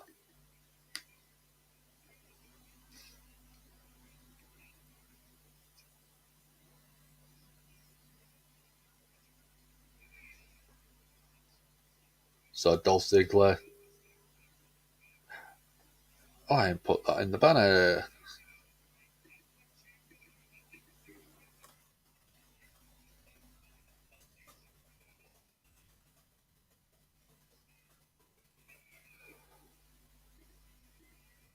There we go. Banner's updated finally. It's always a bad suit that he's wearing. But then again, do you reckon Seth and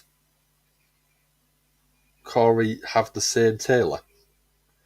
Because some of Seth's suits are ridiculous, but he can pull them off. I don't know about Corey.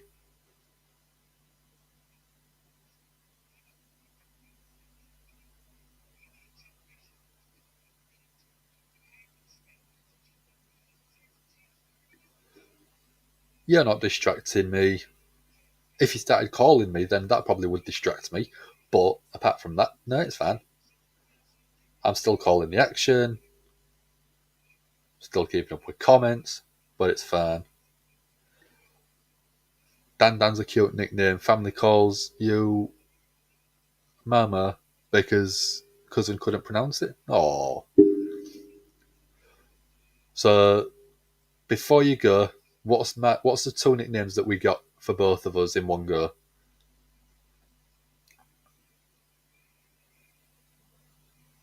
So Dolph's still working sort of a little bit heel. Robin Baron Corbin across the ropes. Oh, beautiful strength from Baron Corbin. An inverted vertical suplex. Very, very nicely done.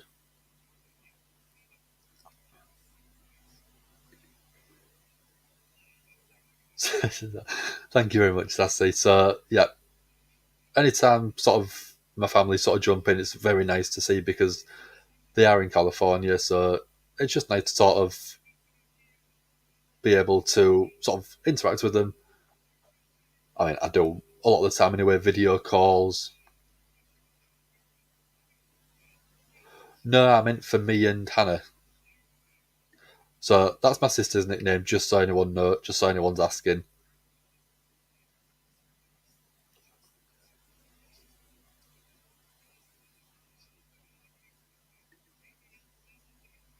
Yeah, we love Sassy too.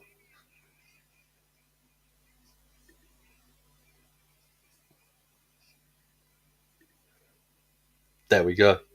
Officially the Gimme a Holy Hand mascot, so don't be a stranger, Rach. You'll have to come every week now. So if you haven't, subscribe, I know you probably have, and tick the notification bell. That way you know when we're going live. So yeah, one of the nicknames we get is Handan. Handan. So Hannah and Dan. But the one that I keep sort of pushing for, which I prefer, is Dana. Dan and Hannah. In one go. Which I think is just as funny. I'm just going to have a look on the stream. When it finally loads, there we go. Yeah, completely agree, Michael. such a wholesome community. Everyone in here is just so nice to each other. We're always friendly. We're always supporting each other, looking after each other, sending good thoughts to everyone. You're trying to teach you, give me a whole year. When you do, send me a video. Send me a video. If you can do it, see if you can teach her to do that as well. Give me a whole year. That'd be awesome. I think that'd be awesome. Yeah, it's absolutely great to see the positivity from everyone in here. We are a slow growing community, but it means that we can take time to nurture each other and keep everyone in the chat interacted with, looked after, welcomed. Yeah. Got a bit of a glitch, I think.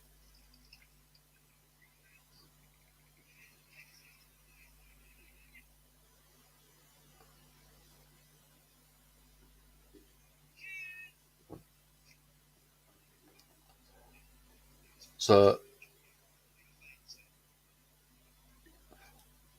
there we go. So yeah, like I said, I thought you'd be subscribed. Click the bell. So the difference, so if you subscribe, you'll get all of the videos popping up on your feed. But if you click the notification bell, whenever we go live on the channel, it'll send you a notification saying that we've gone live. So that way you know Monday nights, come and see this mug.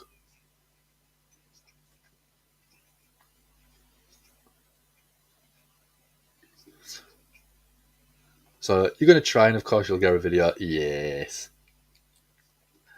And that way I can show it to everyone and just say, look at our mascot.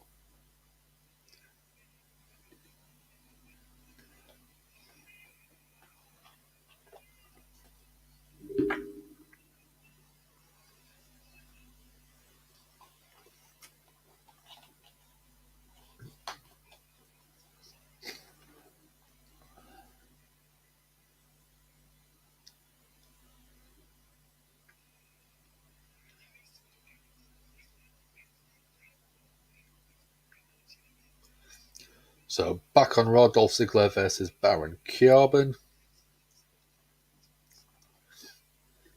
So Michael used to be parts of other channels, not saying names, not as welcoming as this channel. Great to be part of this community. Like I said, it's one where every person that comes in, we want to appreciate you and thank you for joining us.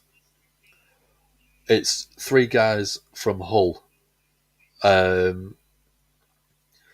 just enjoy wrestling, and they want to share that passion with people that also enjoy wrestling. So if we can take the time and reply to your comments, bring your name up on the screen, give you shout outs or anything like that, it's going to make you feel more involved and you're going to think about, he said my name on the stream and he actually replied to me. We're not big stars, big famous people, or anything like that, but it's just the recognition of you're putting information out there. So to get that reply just makes you feel invited. You could send a tweet out to someone,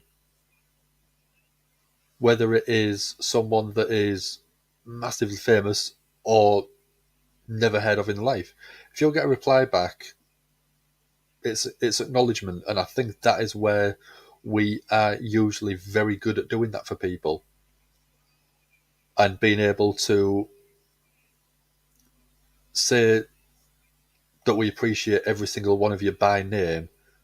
Michael, ZJI, Sassy, Hassan, absolutely everyone that joins us, we appreciate every single one of you spending your free time with us.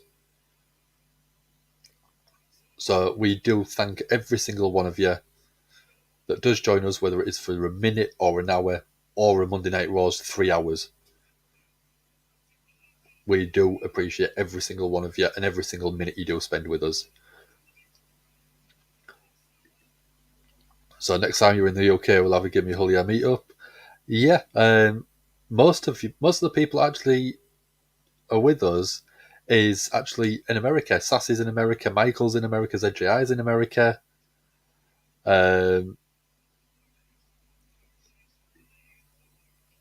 Another problem that Michael had was some of them have so many members that you never get noticed. Yeah, which is why we're taking our time to do stuff. We're not just trying to get to 5,000 subscribers in a month or two. We're slowly building the community to make sure that people who do come in do feel valued. Forgot to wash your hair, ZJI? Don't worry. Been there and done that. Yeah, it's true friendship. It's a great family. Everyone that joins us, we've got Ant and Dom on the podcast themselves, who were in Hull with us, and then myself in Hull, and then everyone else sort of joining. You've got Jack, who is in London, but then majority of people do join from the United States. So Jack should be going to Scotland next year. Very nice, dude. Whereabouts? Vegas meetup, if you wanted, if you're paying, or if we build it up and then are able to fund it through donation, super chats, subscription, stuff like that, we may be able to pay for it ourselves.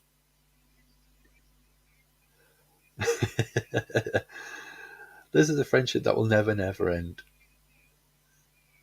You won't get that one, Rach, but it's a character reference from one of the wrestlers. 100%. And Wales and England. Yeah, whereabouts? So I haven't called much of the action. We've had that many comments coming through.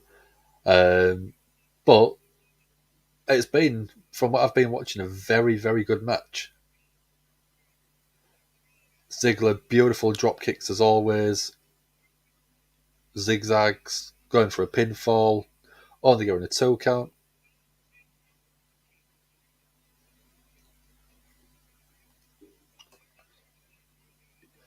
If you're feeling relevant today, what do you mean?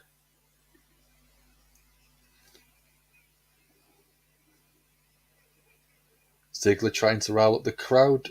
Is he actually the face at the minute?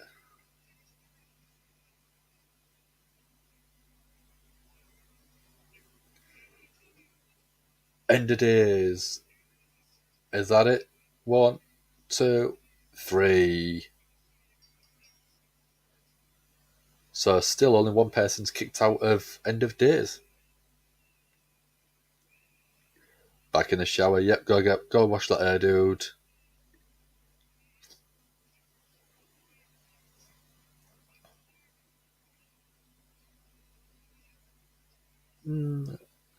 I agree with the booing, but I don't think you want Baron Corbin to come back as a new character or an old character and take a loss straight away, because it's just going to make him feel very weak.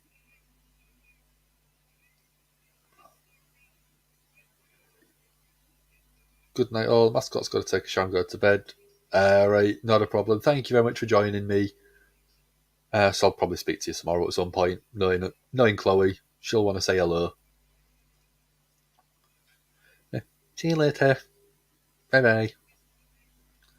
Sassy saying bye as well.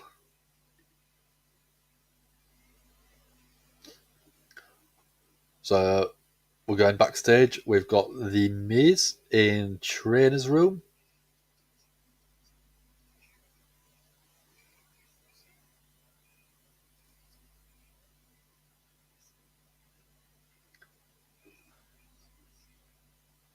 Miz is saying give him the surgery needed to repair his knee. Michael saying goodbye. Good night, Rach, as well. Sassy just don't want Baron Corbin back at all.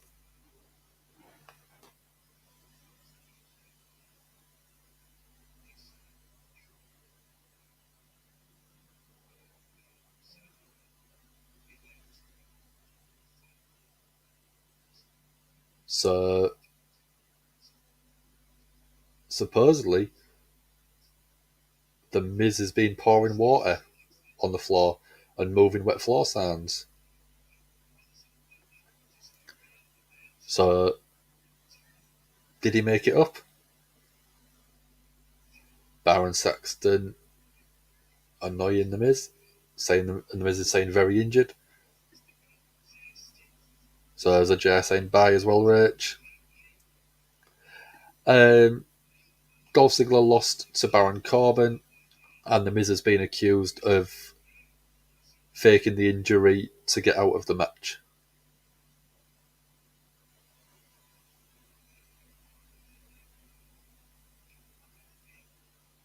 Gargano confusing Baron Saxton, and Miz jumps off the announce desk, off the trainer's desk, and lands on both knees.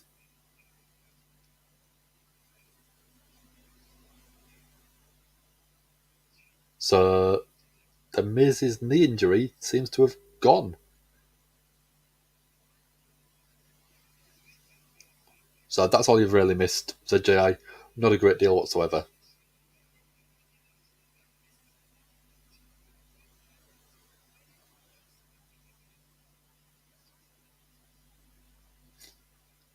Miz caught for faking an injury, yeah, as always. Miz makes you laugh, Michael. He's absolutely brilliant. He's such a good character, well defined, and you can get away with him being the chicken heel because he works so well.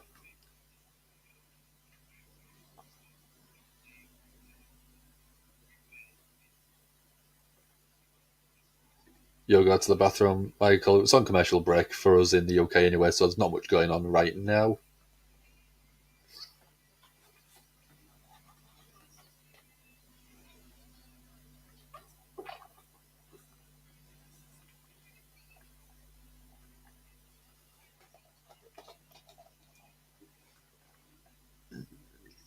So did the Miz get away?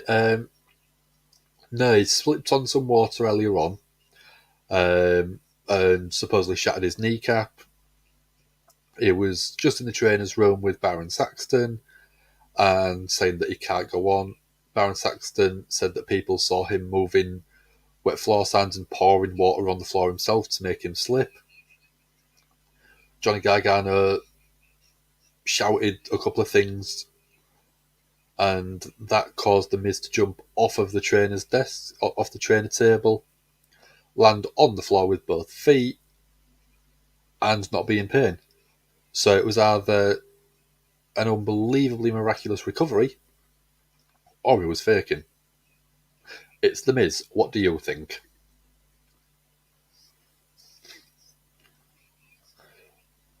So I've just had a message from my sister already saying, nice community, so everyone that's in chat, Michael, ZGI, Sassy, thank you very much for saying hello to my sister. I didn't miss anyone out, did I? Let's have a look. Yeah, ZGI, Michael, Sassy. I think that's it. Michael's back. And yep, he shattered his kneecap. But yeah, it's been a good night again. I've had my mum in, I've had my sister in. I mean, we do speak pretty regular on the phone. Oh, no. Let me rephrase that. Me and my niece speak quite regularly on the phone. Me and my sister try and get a few words in edgeways to sort of see how each other's doing. But it's so nice. Finally meeting her earlier on this year. Literally a couple of months, well, last month. Finally meet her in person and maybe looking at going across to America next year to see her again. Almost an MVP backstage. Almost looking super sharp in that suit.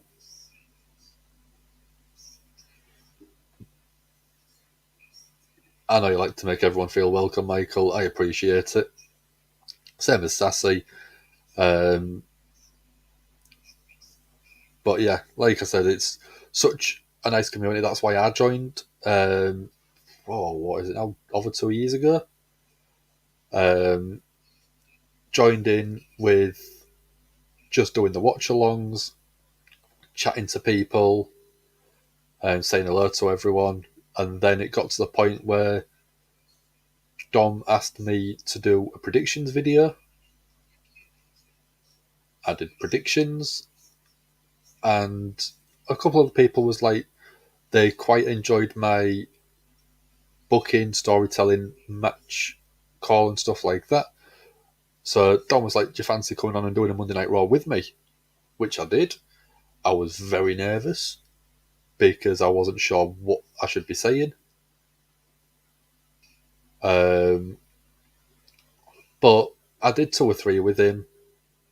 Felt a little bit more comfortable just doing sort of booking and calling the action.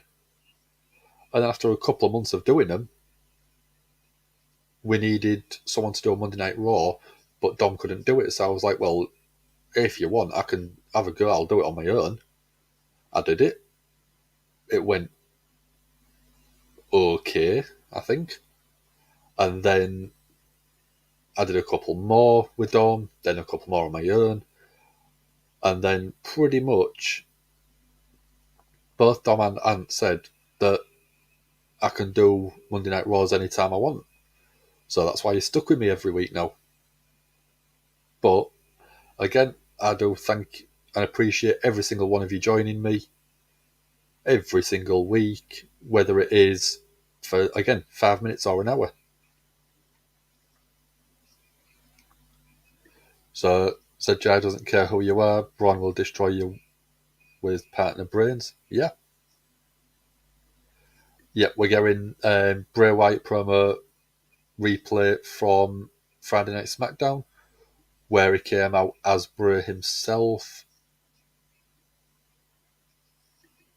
So, Give Me a Whole Year itself, as a podcast and as a community, was started by Dom and Ant a few years ago. I think it was like 2017, 2018, where they sort of did a few Wrestling Rewind videos where they watched old pay-per-views or old events. And then after that, when we went into the global lockdown because of the pandemic, it gave them a lot more time to do live shows. So they would do watch-alongs with Monday Night Raw, Friday Night SmackDown, and Dynamite. Watch them and slowly build the channel. And because they seem to be doing quite well, they've kept doing them, which is why we don't really do Wrestling Rewind as much. And then after a while, as I said, I sort of started being in the comments and in the chat, and then actually started doing a little bit of work behind the scenes in comments, moderating chats every so often, and then being on the channel itself hosting stuff. And I mean, I was round at Ants on Sunday, last night, and Cameron Grimes. Cameron Grimes being worked into the OC show.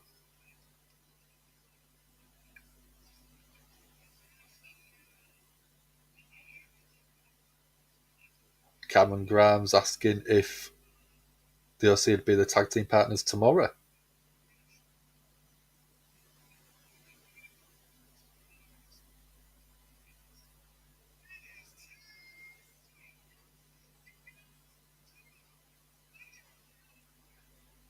Cameron Grimes on Monday Night Raw. Are they teasing Survivor Series show with all 3 brands again? Will that work?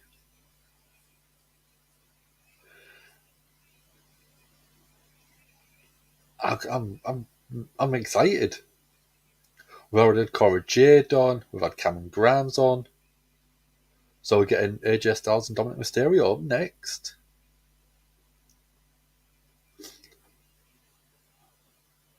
Nah, thank you very much, AJI.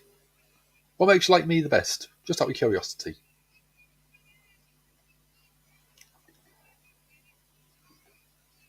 But it's just such a nice headspace to be in when I'm sort of on here.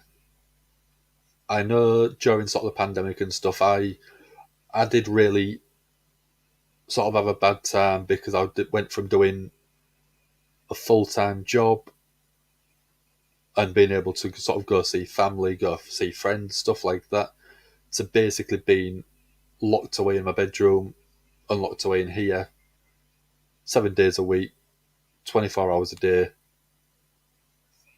And just having the community here, even back then, was just a release for me, I think. And that's why we do try and do this, because we know that sometimes you might be having a bad day, and coming in, just sort of saying hello to people and having a good chat about wrestling and watching a bit of wrestling as well. It can just be that break from your bad day and basically give you a bit of uplift, if you know what I mean. And just sort of be a bit positive.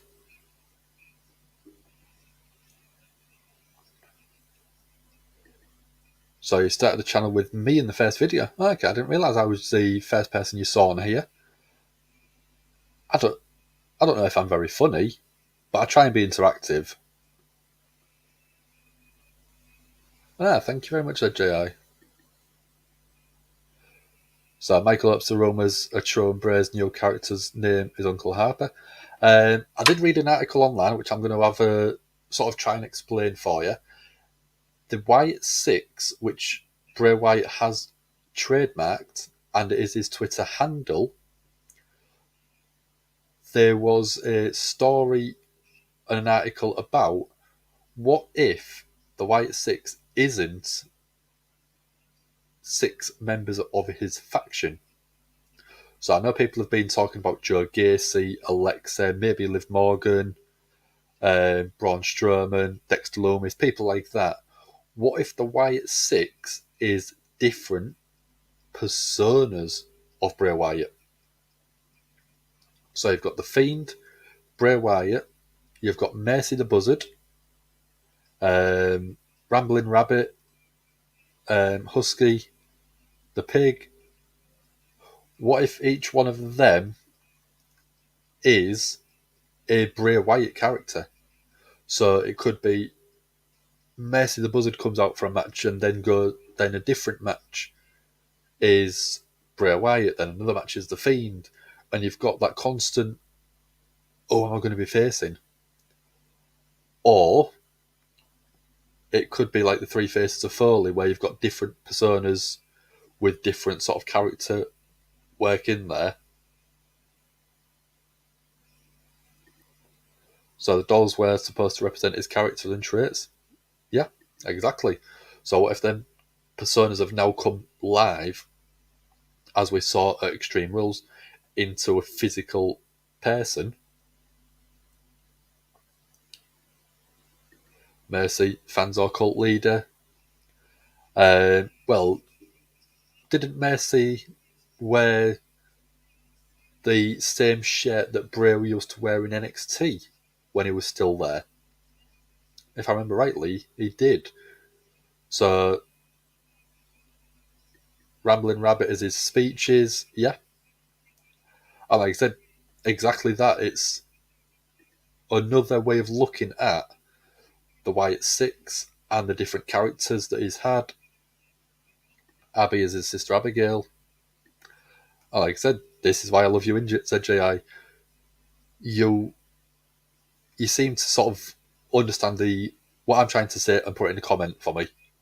So I do thank you for that. Let's have a look.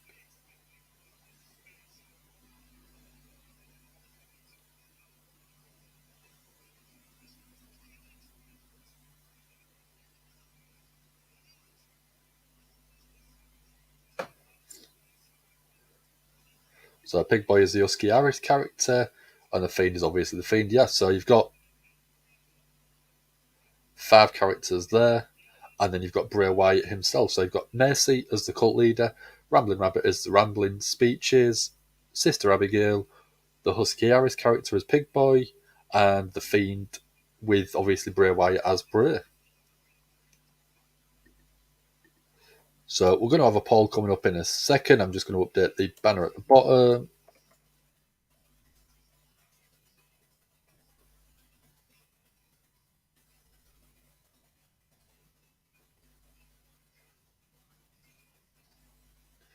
So banner is updated.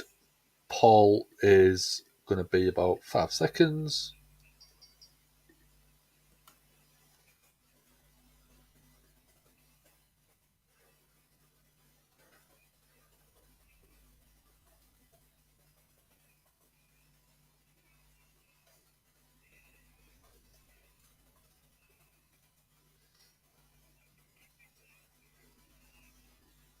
There you go. Poll is now live. AJ Styles versus Dominic Mysterio. Who's going to get the win?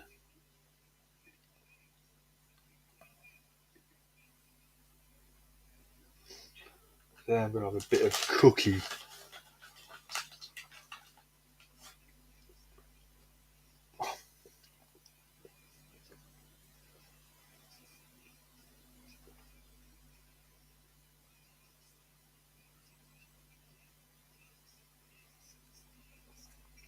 So, yeah, we are booking matches for Crown Jewel now. So, the OC versus the Judgment Day. The OC, AJ Styles, Doc Gallows, Carl Anderson versus the Judgment Day, Finn Balor, Damian Priest, and Dominic Mysterio.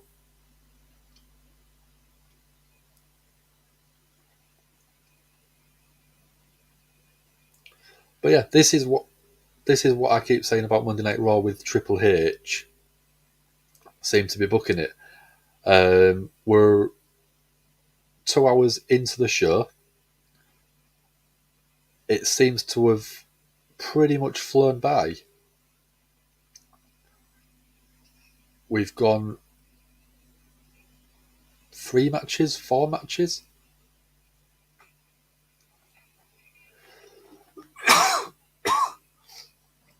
And it seems to have, it's flowed, it's had some good segments in there, promos. We've had some interesting things happen with stuff like Corey Jade turning up, Cameron Grimes showing up as well. And it doesn't feel like I've been sat here for over 2 hours already. Whereas Monday Night Raw in the Vince McMahon era, it just seems to really drag, and it didn't seem to sort of have a gripping segment lead into another match or another segment.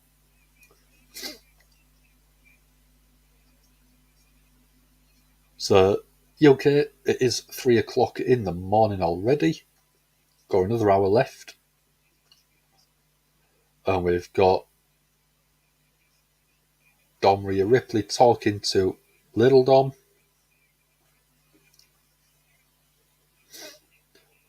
And we've still got Elias to show up. We've still got another couple of bits as far as I can remember. We've got the United States match, Seth and Matt Riddle. And we've got the Miz Dexter Lumis match. So we've still got another 2 matches on top of this one to fit into the last hour of the show.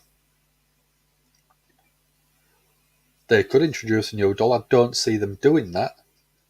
And I think that when Alexa Bliss returns, if she's not going to be part of the Wyatt stable, whatever happens with that, I reckon we're not going to see her with the spooky character anymore.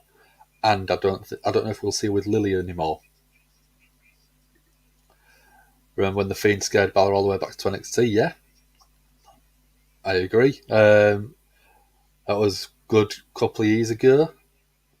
But Balor, I think, really enjoyed his time in NXT.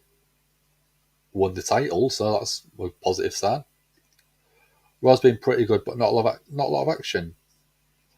I think we've had enough action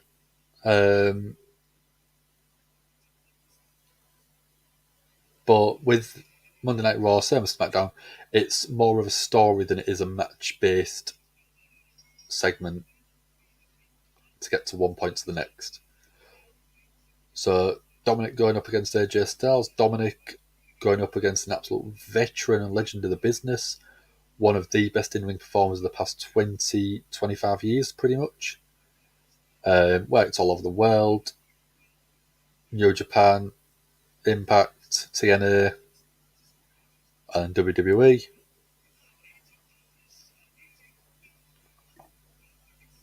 So, what match is worse, mixed match challenge or strap match? I think the mixed match challenge is a good match at producing some unusual teamings, but I don't think a good strap match.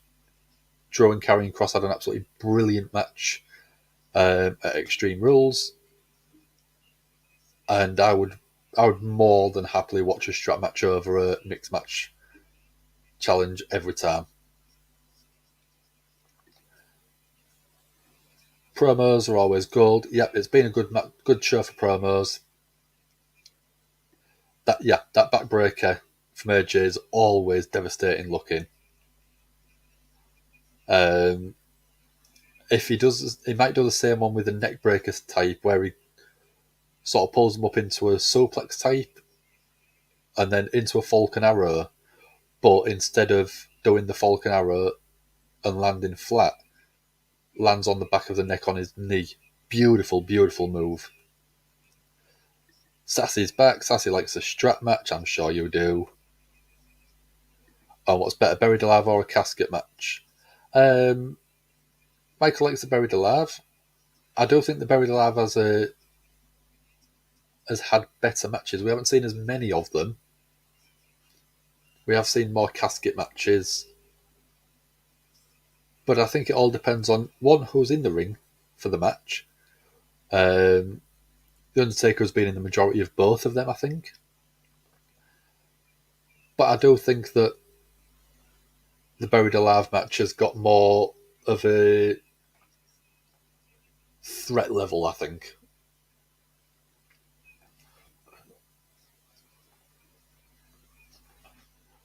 So I'll call some action finally.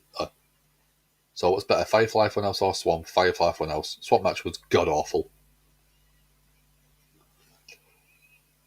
So Rhea's asking AJ to hit her.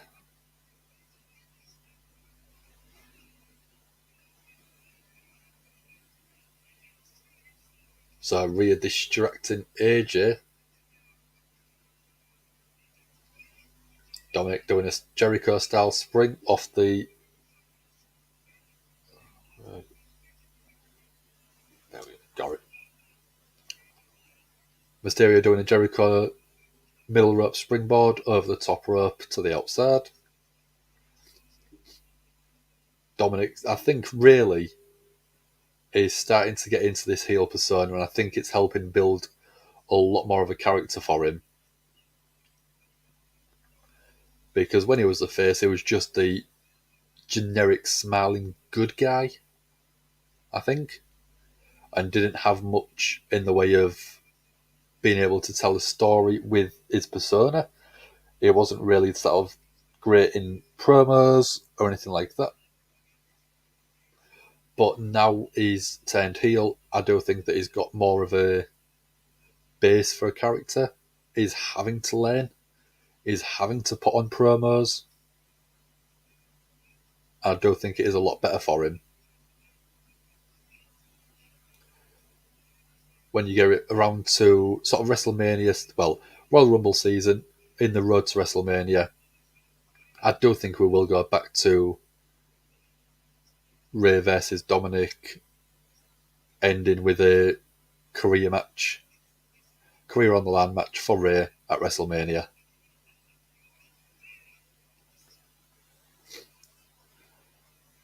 AJ with the quick attacks, taking Dominic down. Dominic rolling to the outside. AJ with a phenomenal forearm over the top rope.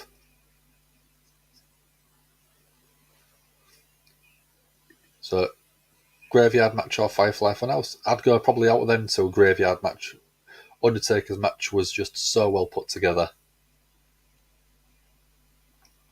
So we was going a face-off, Judgment Day and the OC. Sassy likes the elimination matches and war games. Gauntlet or Iron Man? Gauntlet. More intrigue, because you never know who's going to come out.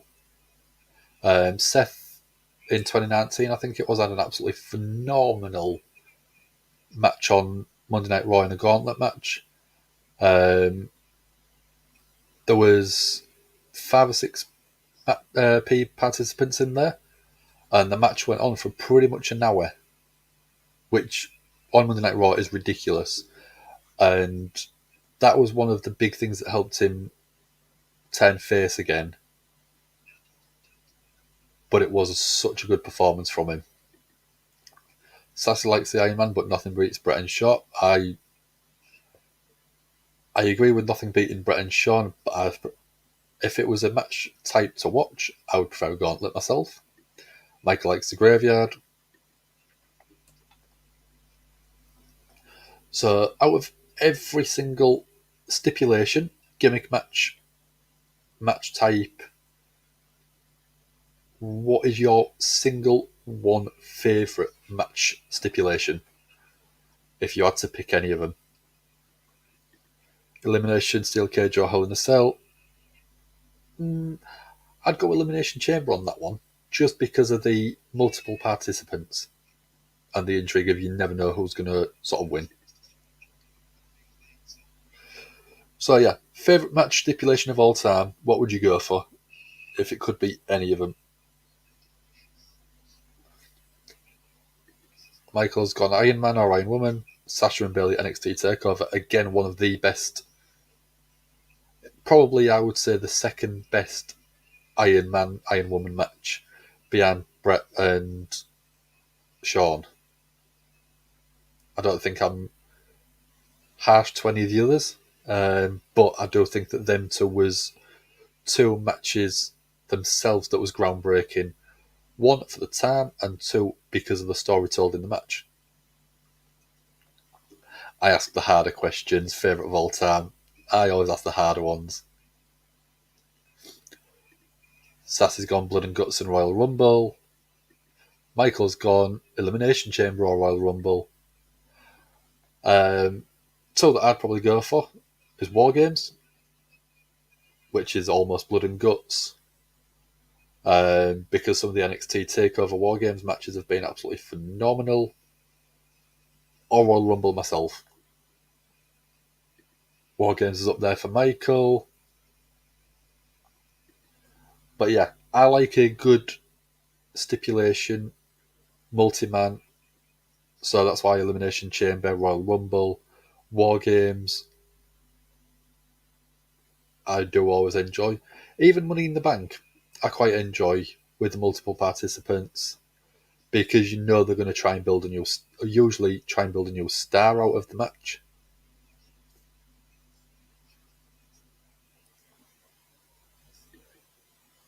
Three stages of L, Michael. Not Michael, sorry, it's a GAHY. 3 stages of L. Triple H and Austin, if I remember rightly. One of the best matches of all time, for me.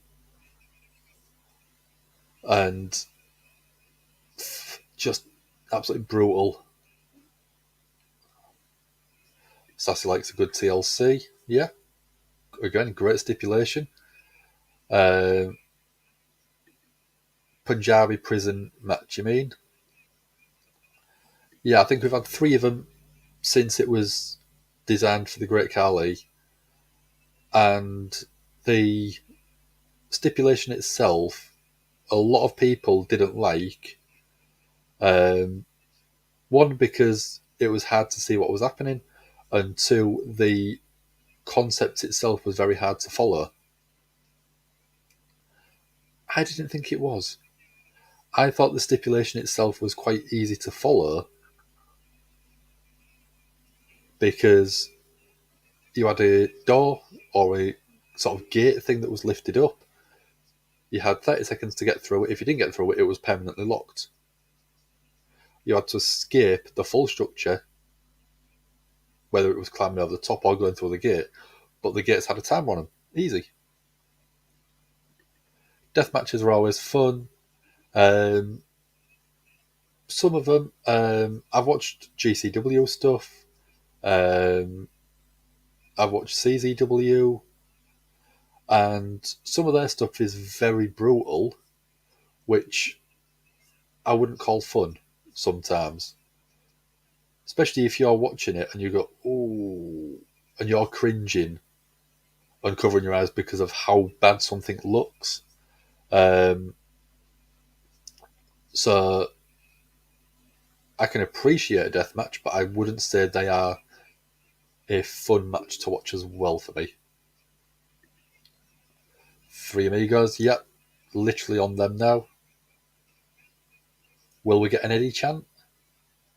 I don't think so, with it being the heel doing the move. So Sassy's saying they need a female to challenge Rhea in Judgment Day matches. She does more damage than her teammates. Yeah, usually. Because people are less likely to hit her.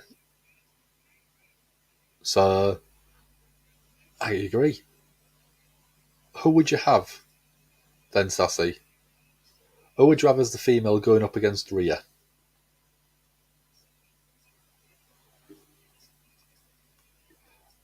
Looks like the IC and US have been focused on more now. Exactly. They are feeling, with Roman holding the one title and not always appearing, it's nice to have the focus and the spotlight being shown more on the mid-card titles. Sassy loves deathmatch and non-sanctioned matches. The other one I quite like is Lights Out match. Some of them have been absolutely phenomenal on AEW TV. What's the difference between No Holds Barred and Extreme Rules? Nothing. Pretty much nothing. Same as Street Fight. They pretty much all mean exactly the same thing.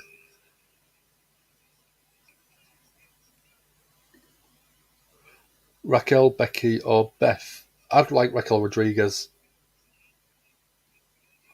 because I think she could go up against Rhea and look and feel legitimate. Becky, I think if she comes back, is going to be face, so could possibly work. If she comes back heel, I don't want to see a heel versus heel match. And Beth Phoenix, I think that the Edge storyline has ended now, so I don't think that that would make much sense. I know that Edge is probably going to come back and go against Balor, maybe, even after the I Quit match. So it could realistically make sense overall, but I just think it's past that point. Dominic's going for a 619 and misses. AJ rolling through, going for the calf crusher. Got the calf crusher locked in. Dominic gets to the bottom rope, causes a break. Beth would be a great field after what they did to her. I just think that it means that Edge is probably going to get pulled back into the story as well, which I don't really think would make sense after the I Quit stipulation. So which match was better between... Which one's the GI? So we're going to standoff, Judgment Day and OC again. AJ just jumping into Dominic and a forearm to the face.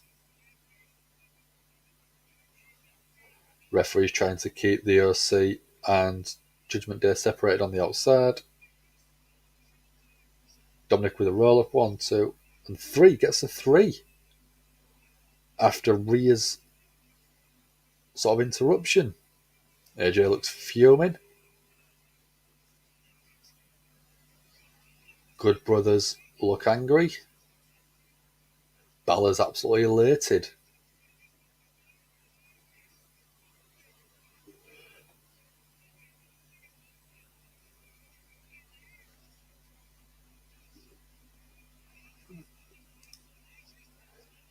But I think with that, Dominic winning, he didn't win clean.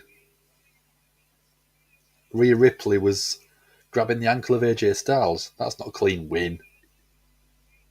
But yeah, Dominic did win. It was sure on the record books that it was an interference. But I do like the fact that AJ Styles is helping put him over in the match.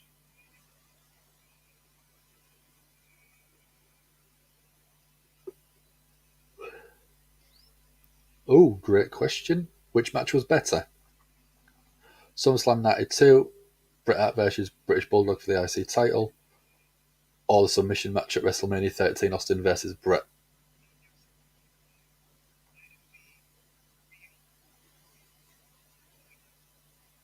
So I've got Gargano in the back saying that he knows the story of The Miz and Dexter Lumis.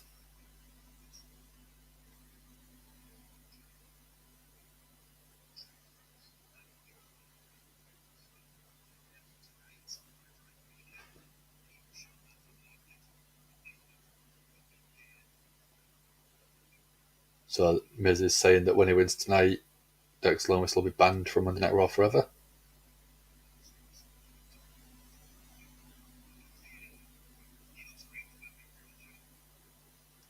So Miz says he's got a score to settle with Gargano as well.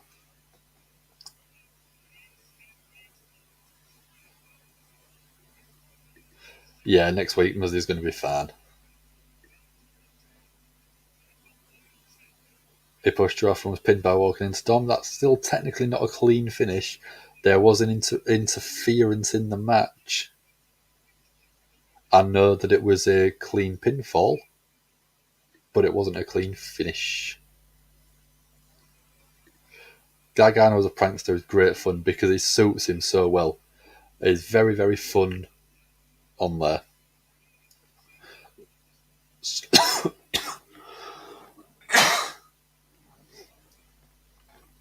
I would probably go for my favourite, the better match between the two out of the Bret Hart versus British Bulldog and the Austin and Bret match.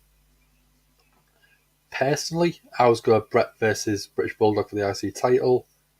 I know that the WrestleMania 13 match is one of the best matches of all time, but the Bret Hart, the IC title match was in the UK at the old Wembley Arena. From what's been said, British Bulldog was pretty drugged up beforehand and forgot most of the match, so Bret Hart had to call every single spot in the ring, which shows how good Bret Hart was, even in 92. Being able to carry a match of that level and that magnitude 6 years before the Austin match. So I would probably go the Bret Hart versus British Bulldog match. I'm waiting for everyone else to put their decisions in. While I'm waiting for that, I'm going to finish the poll.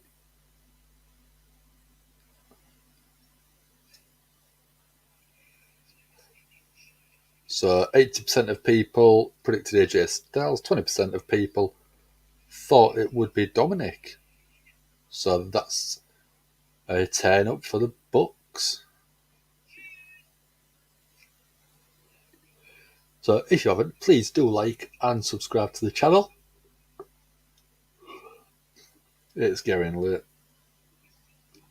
But yeah, thank you very much everyone for joining us. So if you haven't already, do like and subscribe to the channel. Tick that little notification bell to let you know when we're going live again, which will probably be tomorrow for Dynamite instead of Wednesday night. We do have super chats available. We also do have subscription and joint membership available on the YouTube channel. If you are on the YouTube page, you can subscribe for about £3.99 a month, I think it is, or about $4 a month, all the way up to I think it's like $8 or $9 a month. Each one comes with its own little perks. All 3 levels do get custom emojis designed by the Gimme a Hull team, so you can have your own little icon. We are looking at doing a video call once a month for people who are membership. I've got the membership to the Gimme a Hull team, but that one is to be decided on when that's going to be done. So if you have got the membership, you will be informed.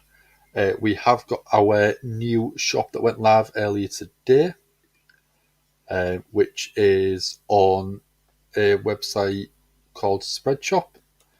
So if you do want a Gimme a Hull t-shirt or a jumper, an apron, a pillow, you can get one of them.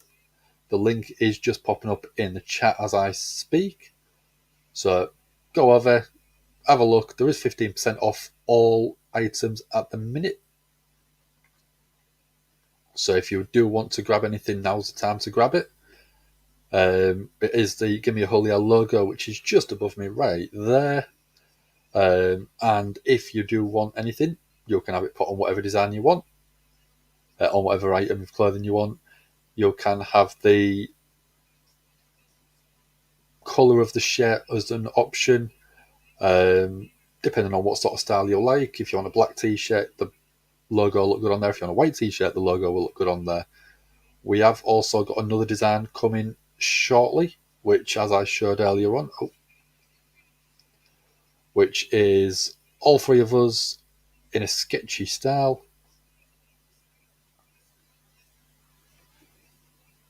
And yeah, anything that you do buy from there, we do get a small percentage once we've sold enough items. So once people do start having a look and getting stuff, if you do buy anything, take a photo wearing it, take a photo holding it, tweet it out to any of us guys. All of us have got our Twitter names on the stream itself, so you can send it to any of us or send it to the Gimme a Hull one. We'll retweet it, we'll share it out, and we'll let everyone know that you've decided to treat yourself.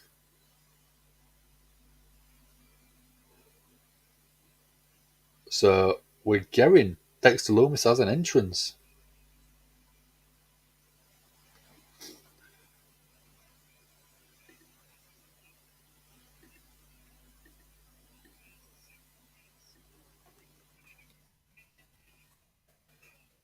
So Miz, sneak attack from behind.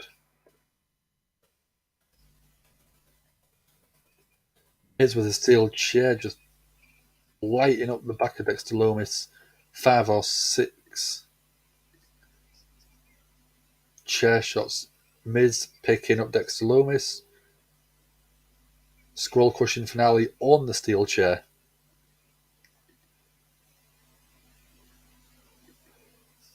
Winner by DQ Dexter Lumis. Match didn't start, so no idea what's going to happen.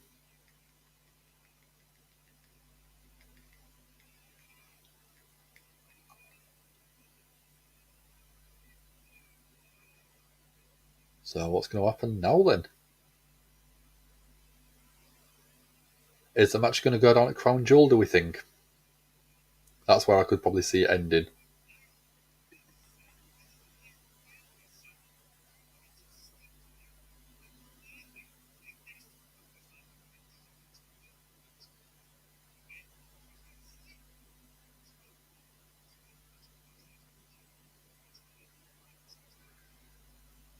So I've got Byron Saxton in the back with damage control. So I updated the banner, ready for the match, and then it's not happening by the looks of it.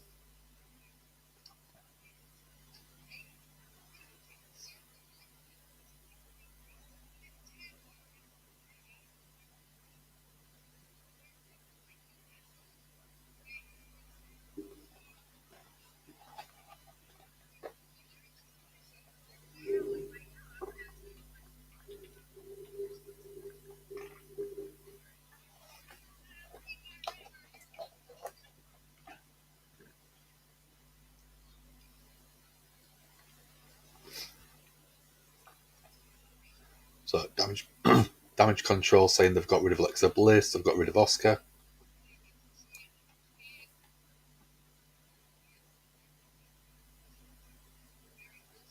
So Damage Control saying that they're hoping Raquel and Shotzi on Friday Night SmackDown are prepared for them.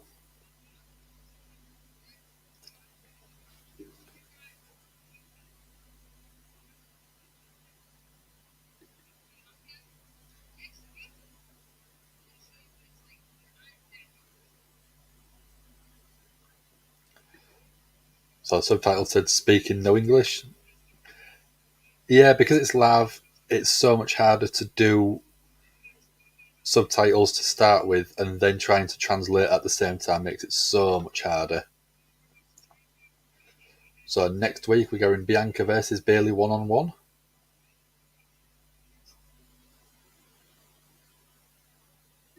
We're getting Elias next, by the sound of it.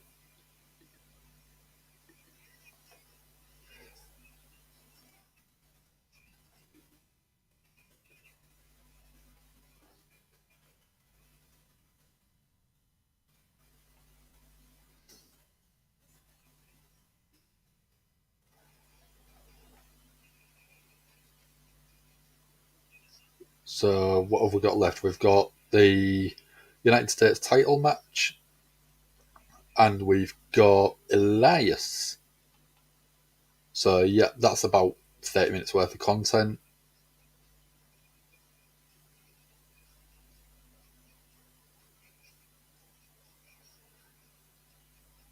Which makes sense. And then we'll do our review. Subtitles are on because you've got Papa ZJI there today. Hello, Papa ZJI. How are you doing? Thank you very much for joining us. Already on it, Duckfire. Don't worry. Thank you very much for joining us, Papa ZJI. Thank you very much for letting ZJI join us. And how are you finding it? It's probably your first time watching us, so how are you finding the show itself? Are you enjoying it? Anything that you'd like to comment on? Lomas and Miz next week, yeah. I don't know whether they'd hold it off until Crown Jewel.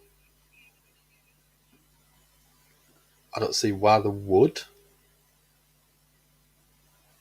but no idea. Sassy saying hi to Papa ZGI. So Sassy's one of our moderators, keeps everyone in check, makes sure everyone behaves themselves. Does an absolutely phenomenal job doing that. Never have to worry about who's in with us.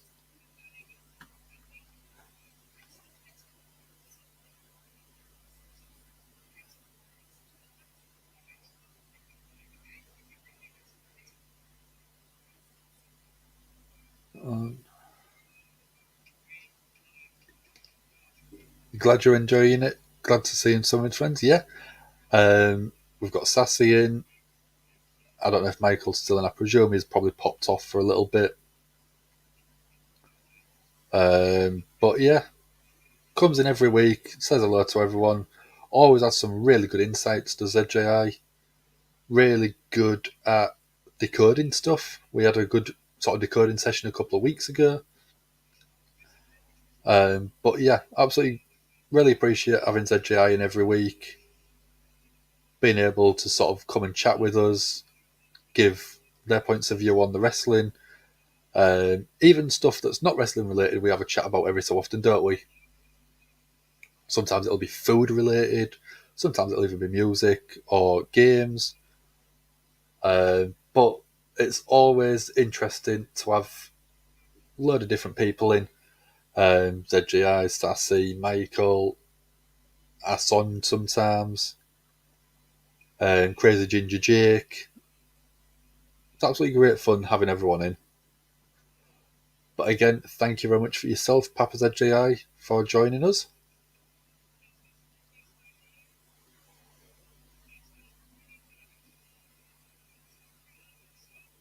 So, going in promo for Halloween Havoc. Bron Breakker versus Dragunov.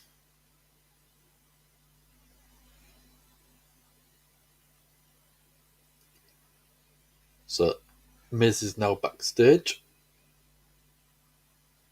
Bumped back into Gargano.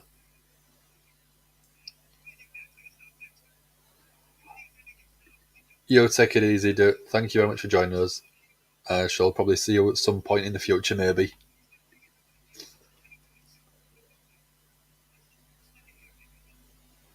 Gargano saying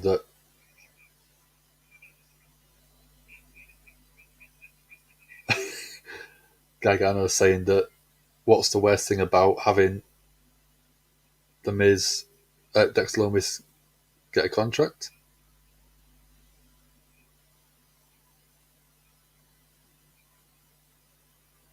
Gargano's teasing that he's got something over the Miz, saying he'll blow the whistle on the Miz. Yeah, he's been here every week with me for God knows how long. Good few months. But yeah, every single week, it's great to have him in. Elias is back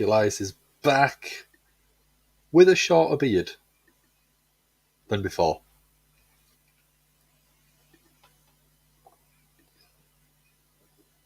Yeah, thank you very much for introducing him. We sometimes do Fridays, not every single week because of timing and work schedules and stuff like that. But we will always try and do it if we can.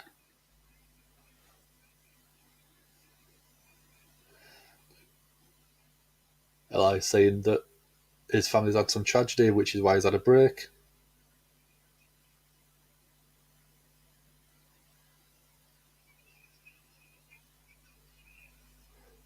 Who wants to walk with Elias? Again, finally.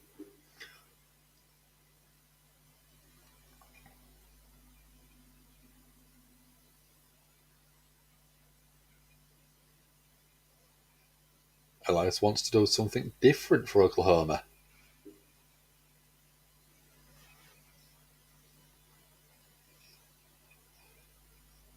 Straight from the heart.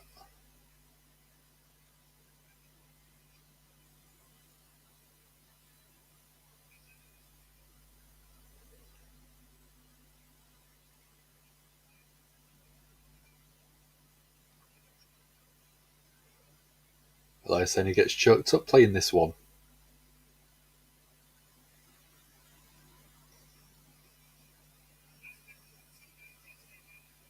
We're getting Riddle come out.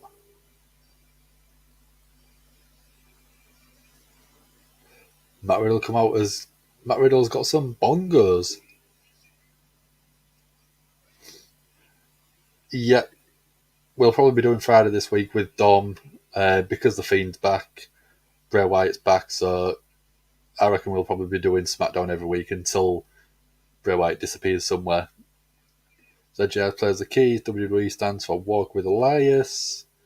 I know. I think he's still going to tease it.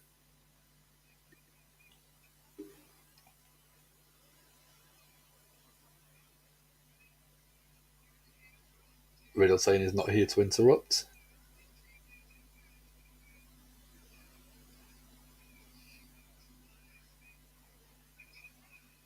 Elias saying he's a huge Elias fan.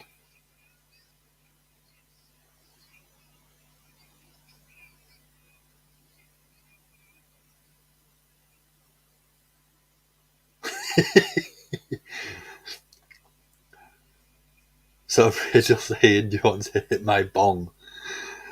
Oh, another weed reference.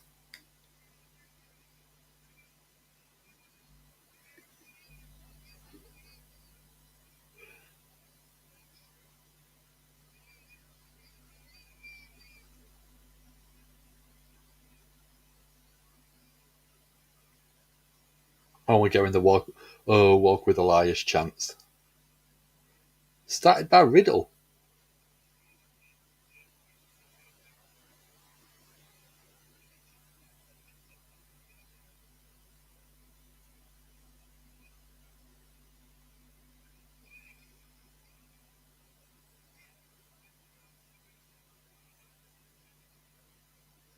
Elias saying that he appreciates Riddle and the fans.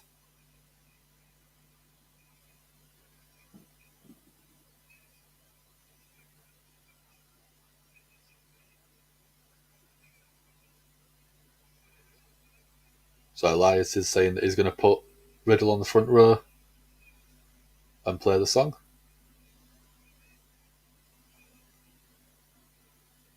Elias wants to play. Matt Riddle wants to play with Elias.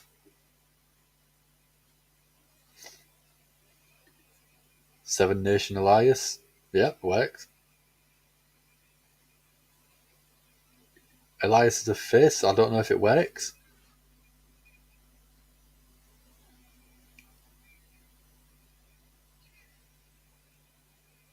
Elias saying that one day him and Matt Riddle will play together.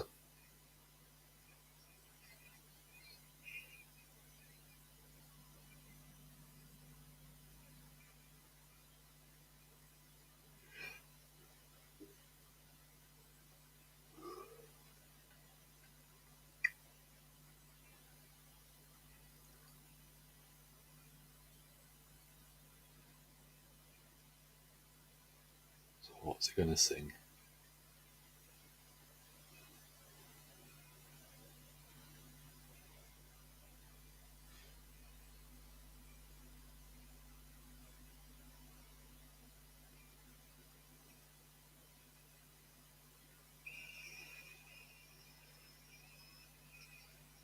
So I've got Seth coming out, interrupting.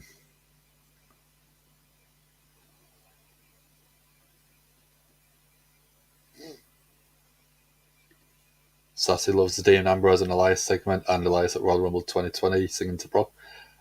Yeah, I think the 2020 segment was with the Royal Rumble was brilliant. Brock just absolutely chasing him down. Normally you want to hear Seth, yeah, but you don't want to hear Seth this time. You wanted to see what he was going to sing. Steph has better music. I quite like Riddle's music. I don't like Matt Riddle's music.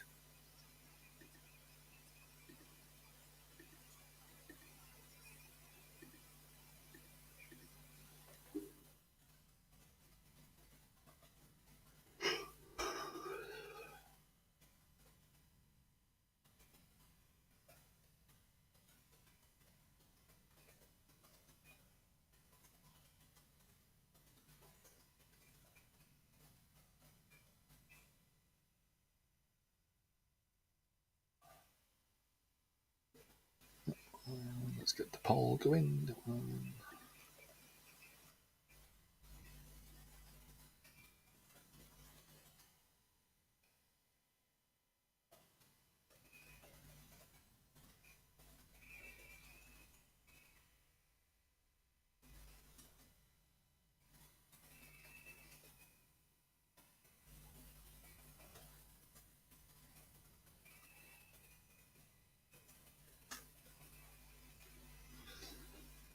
So I've got the poll coming in chat as we speak.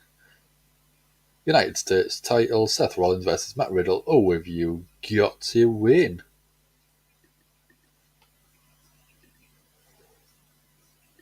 Orton and Ray, great music. Yep. So, question. Greatest entrance theme of all time. What do we think? Michael's off to sleep. Not a problem, dude. Thank you very much for joining us. Thanks for being the first one in to see me. And we shall... Well, I say we. You'll probably see Ant tomorrow doing Dynamite. But again, thank you very much for joining us. I'll see you whenever. Probably next Monday when I'm next on. I'm very tempted to do SmackDown on Friday night, Saturday morning. It will be on my birthday on Saturday in the UK when I'm doing it. So if I do decide to do it, I do want super chats as a birthday present. I'm only joking. You don't have to if you don't want.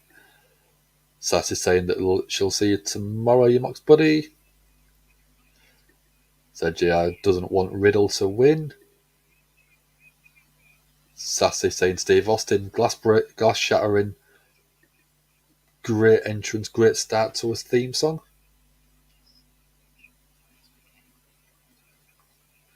What would I go for?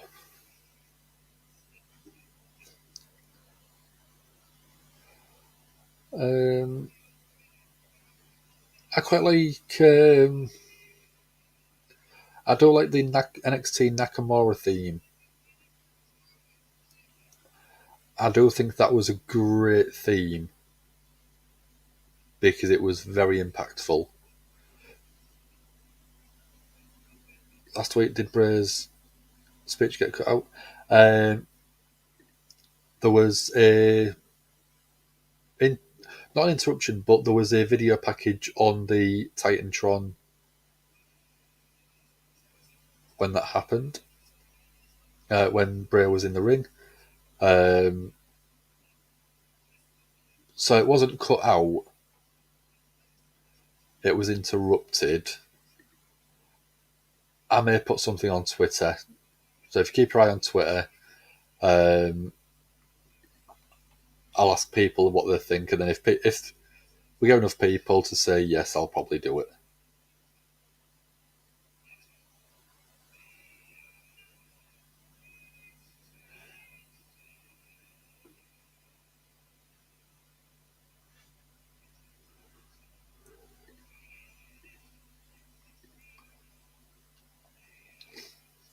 So we've got Riddle in the ring.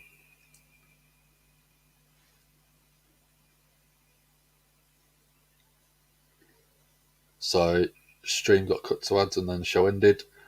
Sorry to Edo. If you have a look on YouTube, it'll probably be on there.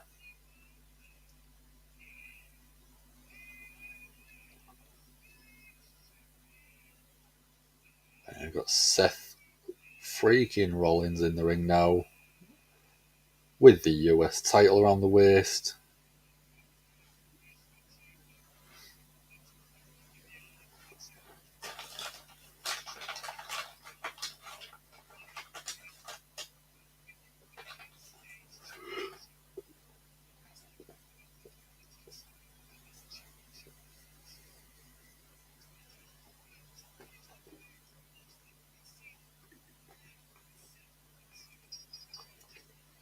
Sad plates look brilliant. Riddle thirsting, flying up into a triangle, trying to get Seth to tap out.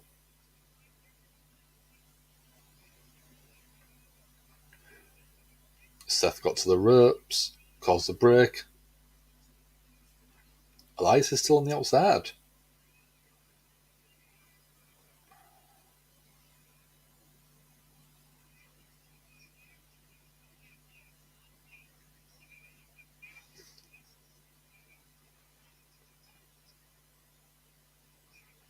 Seth back in the ring finally, and rolls back out.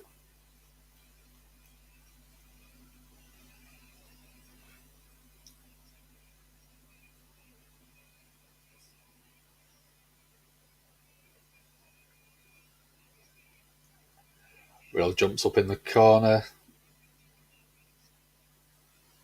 talking to Seth, trying to get him back in the ring.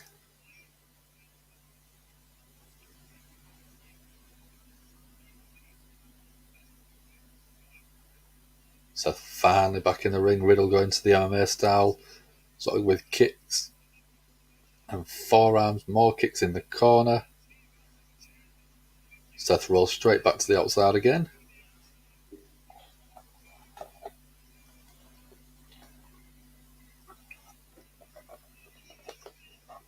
Riddle coming up from behind, attacking Seth, throwing him back in the ring.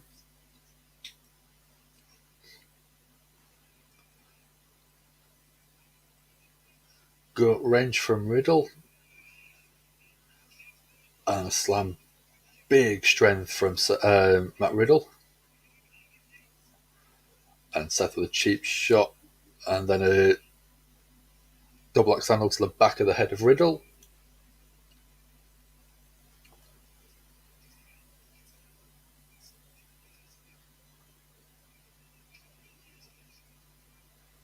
Seth with an Irish whip into the corner turnbuckles.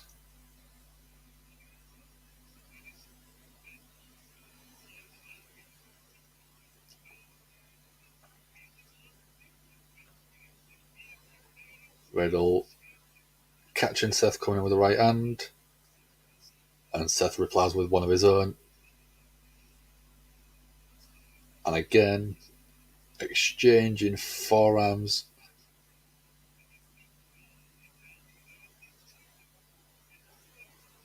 Beautiful suplex from Seth.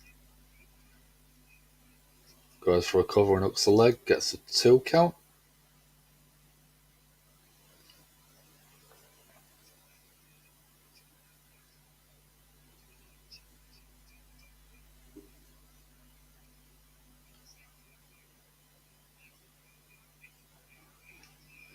Massive chop from Seth.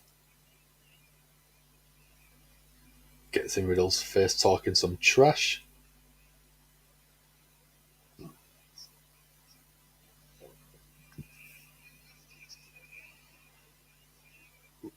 Seth chasing down Riddle. Riddle with a sort of triangle taking Seth out of the ring over the top rope.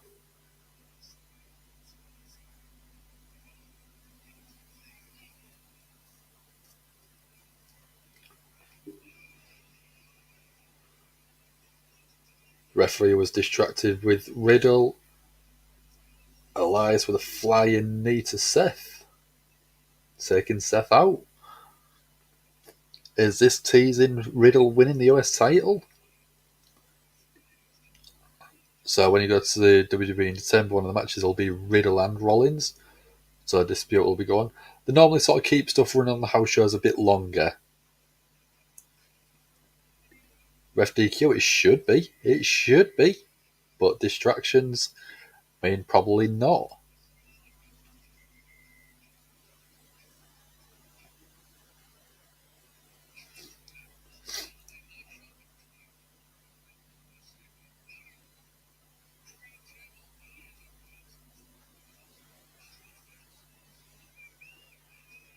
We ain't got too long left, about just over 10 minutes, which, again, seems to have really flown by tonight.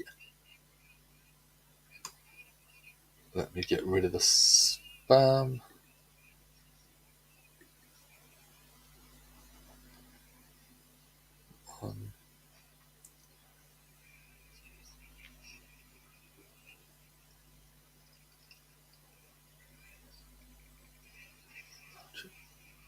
That one.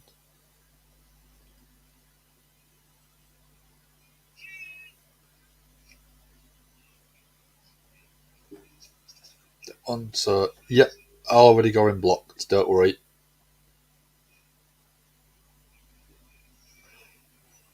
Yeah, I'll actually have the stream up on my phone so I can mod it on there quicker than I can see it on the actual screen. So, yeah, already going sorted.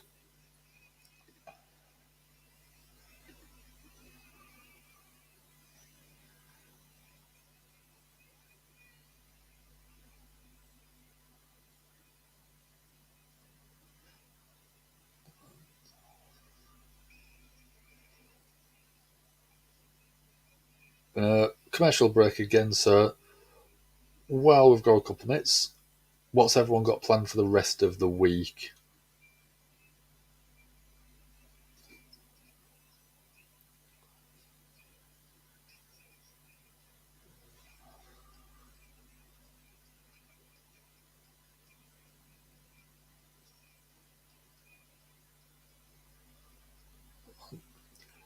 And you're up early. You're very early. How's Raw been? Yep, Sass is pretty good. Good. Might change by the end of the match. It's not felt like almost 3 hours, well, exactly 3 hours we've been live. It's not felt it. It seems to have flown really well. There's been good matches. There hasn't been a lull in storytelling.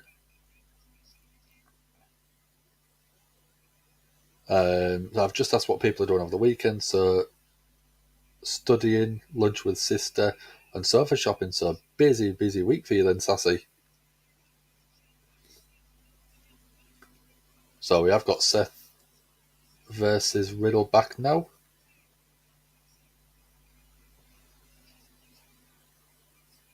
So Elias on the outside with the flying knee before the commercial break. But yeah, it's been quite a good stream. I've had my sister in. She popped in to say hello to everyone. I've had my mum in. So it's been quite a fun stream having everyone pop in. We've just had a spammer in. Unless that was you, because I blocked a spammer and then you instantly turn up. We've had Papa ZJI in, or ZJI's father, huge Rollins fan, great work. We've had Cora Jade and Cameron Grimes turn up from NXT, which has been good. We've had NXT stars challenge Raw stars to go to NXT tomorrow for matches. Yeah, it's been a good night. It's been absolutely lovely having everyone in. People chatting, people sort of wanting to say hello to each other. Good sort of story bookings that we've had. It's been good fun. I've sort of told people about the shop now finally up and running live as well. On Spreadshop, if you wanted your shirts, jumpers, hoodies, jackets, bags, mugs, pillows, aprons, whatever you name. You can have whatever you want. And we've also got another design going live at some point. Didn't advertise Bray for NXT, yeah. I'm tempted to sort of watch NXT tomorrow. Not over you by choice, but having the Raw stars turn up on NXT is going to be a bit different. And I don't know whether it will be for storyline purposes to build towards Survivor Series and having all three brands compete.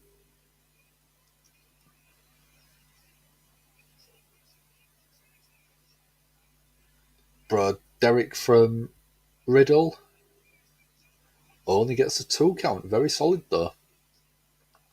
Riddle looks frustrated. Elias still on the outside.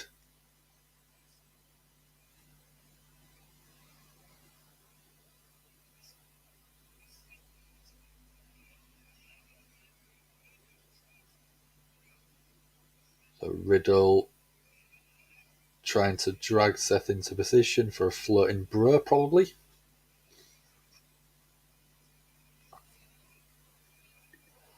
I'm tempted, but I'm still probably going to be tired from tonight, so I'll see how I feel. Thumbnail's already done for you if you haven't seen. I think you've seen it though. Hangman Page versus John Moxley for the AEW Championship tomorrow night. David Bowie will be covering it for us. Beautiful sort of suplex off the top rope, reverse suplex. And then another one into pinfall. 1-2 count. Yeah, get some sleep, dude. Don't be distracted by my looks.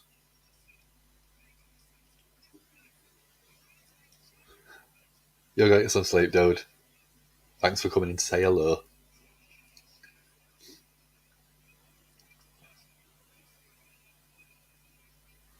Falcon Arrow's classic Seth move. Yeah, 100%. It's one of the best sort of combination moves that he uses. Love you too, dude. See you tomorrow. Have a good stream tomorrow as well if I don't speak to you before. Riddle's got the triangle in, elbows to the top of the head. Seth, massive strength, picking Riddle up, slams him down, but still Riddle keeps him in the triangle. Again, Seth picking Riddle up into the corner. Riddle really fighting to keep hold of this triangle. Sit down powerbomb. 1, 2. Kick out in straight back into the triangle. Is Riddle going to do it? Is Riddle going to win? What do we think? Seth looks like he's fading a little bit. Riddle gets to the bottom rope. Has to break the move now, break up the hold.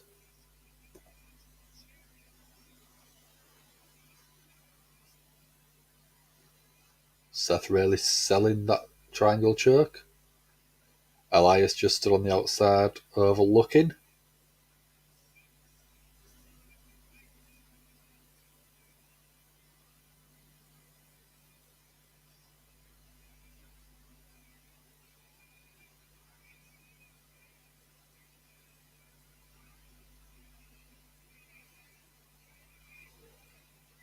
Riddle chant now.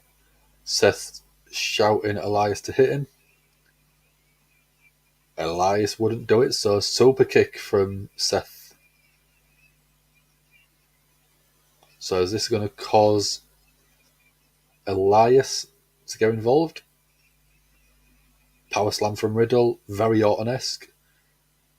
And then looking at the elevation DDT. Original bro.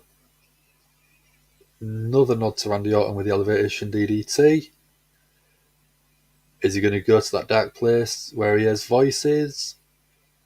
Or Randy's voice in his head?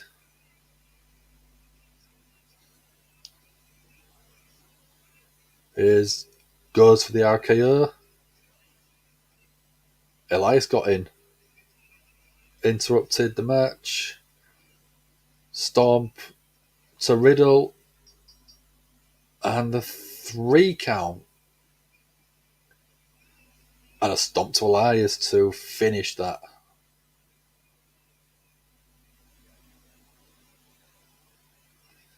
So Seth still the champion. On the poll, let's have a look. 80% of people thought it would be Seth. 20% of you thought Riddle might steal it.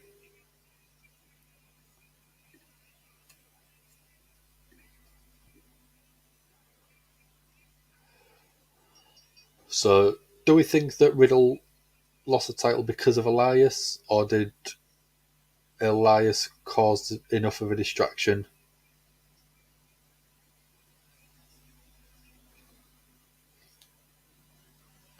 So Seth putting the title under Riddle.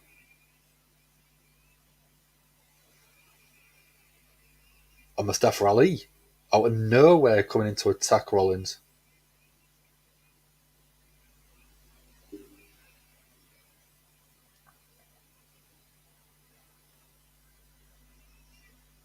Ali with a suicide dive, tope suicida.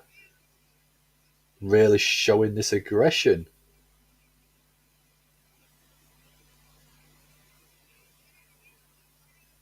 Mustafa Ali taking Rollins out with a clothesline, over the barricade into the crowd.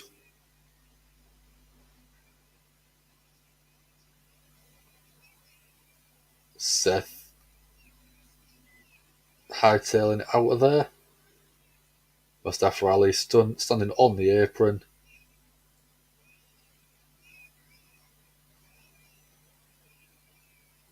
Mustafa Ali saying that I am your problem to Seth.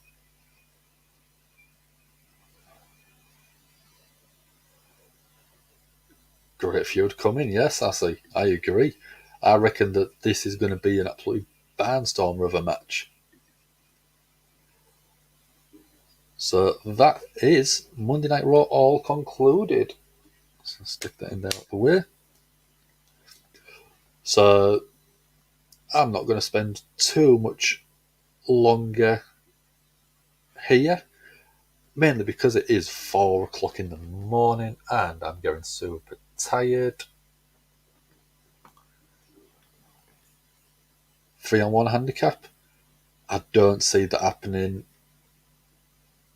but it could be a fatal four-way for the US title in Crown Jewel. I have to think then. Fatal four-way Crown Jewel, United States title, Seth Rollins, Matt Riddle, Elias, and Mustafa Ali. How's that sound? Good booking? I think so. Perhaps GAHY says have a good night and day.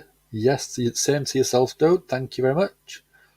So Sassy's gone for a 6 rating. I would give it a 6.5, 7. I'd give it sort of closer to a 7 than a 6.5. Performer of the night, I would actually probably go for Mustafa Ali. He had the great bit at the start of the show interrupting Seth. And we know he can go in the ring. Great promo work from him. Match of the night, I would give my match of the night to AJ and Dominic because I think that was really well told. And AJ putting over Dominic, I just think was absolutely brilliant for Dominic's momentum and Dominic's character work.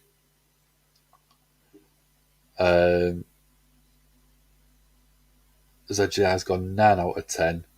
That's, I think, a little bit generous, but still, you're entitled to your opinion, dude. I do appreciate that, and I do believe that if you think that was 9 out of 10, it was probably worth it in your eyes. Segment, Miz and Gargano.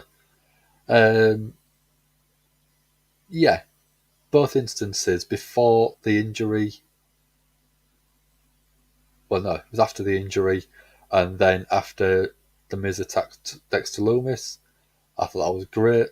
Cameron Grimes showing up, Cora Jade, special mention, having NXT stars debut on the main roster is always good, I think. Gives them a bigger platform and draws eyes to who the character is and draws eyes to NXT. So I appreciate and I can give shout out to them. But yeah, very, very good show again. And I'm going to do the last little bits. So someone's on banging the window. All right, not a problem. Thank you very much for joining us. Take it easy, JI. I'll see you next week. Goodbye, my friend. So, as always, if you haven't already, do like and share the video. Subscribe to the channel and ring that notification bell so you get notified when we're going live again, which will probably be tomorrow for AEW Dynamite. And as already been in saying he's doing it, you have got Jon Moxley versus Hangman Adam Page for the AEW World title in the show. If you do want to subscribe to the social media, it is all in the description under our link tree. Facebook, Instagram, Twitter's all in there. Discord, Patreon. We have got a new shop that has finally gone live. If you want to get some Gimme a Holy End merch, we have got a couple of designs possibly coming through over the next few days. So do keep your eye out if you do want t-shirts, jumpers, hoodies or anything like that. They are available and you can have them in a range of colours and sizes, all set ready for Christmas and birthday presents if you want them. Tell your friends, tell your family, give them the link, give them the size you want, and get a Holy Air t-shirt. If you do get any of the merchandise, do send us a photo. We do really appreciate it. We like to see people sort of wearing the stuff, and we will also tweet it out, share it out to the community as well. Someone's trying to break in. Call police. get the police down there as soon as possible. But make sure you are completely safe, dude. Yeah, be very safe. Running away, probably didn't realise someone was actually in the house. But still report it to the police, because if something sort of happens in another house around the corner, they know where they've been. But yeah, make sure you stay safe, call police. But yeah, thank you very much everyone for joining us. Oh, sorry. If you don't want the t-shirts or anything like that, link is in the live chat. So if you don't want anything, go grab it. There is 15% off for all purchases at the moment. So now is the time to get everything. Tell people to buy it now, ready for Christmas. You're going to get the discount. But yeah, thank you very much, every single one of you, for joining me. So we're going to give it a couple of minutes because we've got a subscriber channel. We've got the Hullamaniacs tiers. We've got our champion Sassy, our awesome, fantastic moderator. If you are one of the people that do the subscription and the membership on YouTube, you do get custom perks, which is you'll get custom emojis, you'll get custom shout outs, and we are going to look at doing a video call once a month, live video call with the Gimme a Hull Yeah team, so you can have a chat, see what you think, give us your opinions, give us your views, and we'll just have a bloody good chat. So Anne is looking at what dates are probably best for everyone. So if you are membership on the channel, we will get in touch with you and let you know, and it will be for members only. So if you do want to come in and have a chat with all of us, subscribe. Even if you want to do it for a month or two, you can do that to have I say one-on-one chat. It's not a one-on-one. It's a group sort of discussion of all things wrestling, non-wrestling related. So, see you Friday, not doing AW? Alright, not a problem, dude. I may be on for Friday, with it being my birthday. Say hello to everyone. You can all wish me happy birthday. Send me all the super chats, subscribes, and whatever you want. I'm only joking. Sassy saying see you later. But yeah, that is it. Thank you very much for joining me. And let's have a look. So we're going to give it the countdown. We've got to give it the whole year countdown. So I'm just going to make sure I can do this because of the microphone. So we're going to have 5, 4, 3, 2, 1. Whole yeah shot.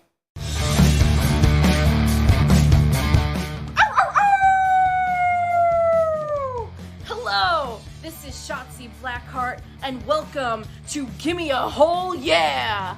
I hope everyone checking this out in Yorkshire and beyond is having a great day.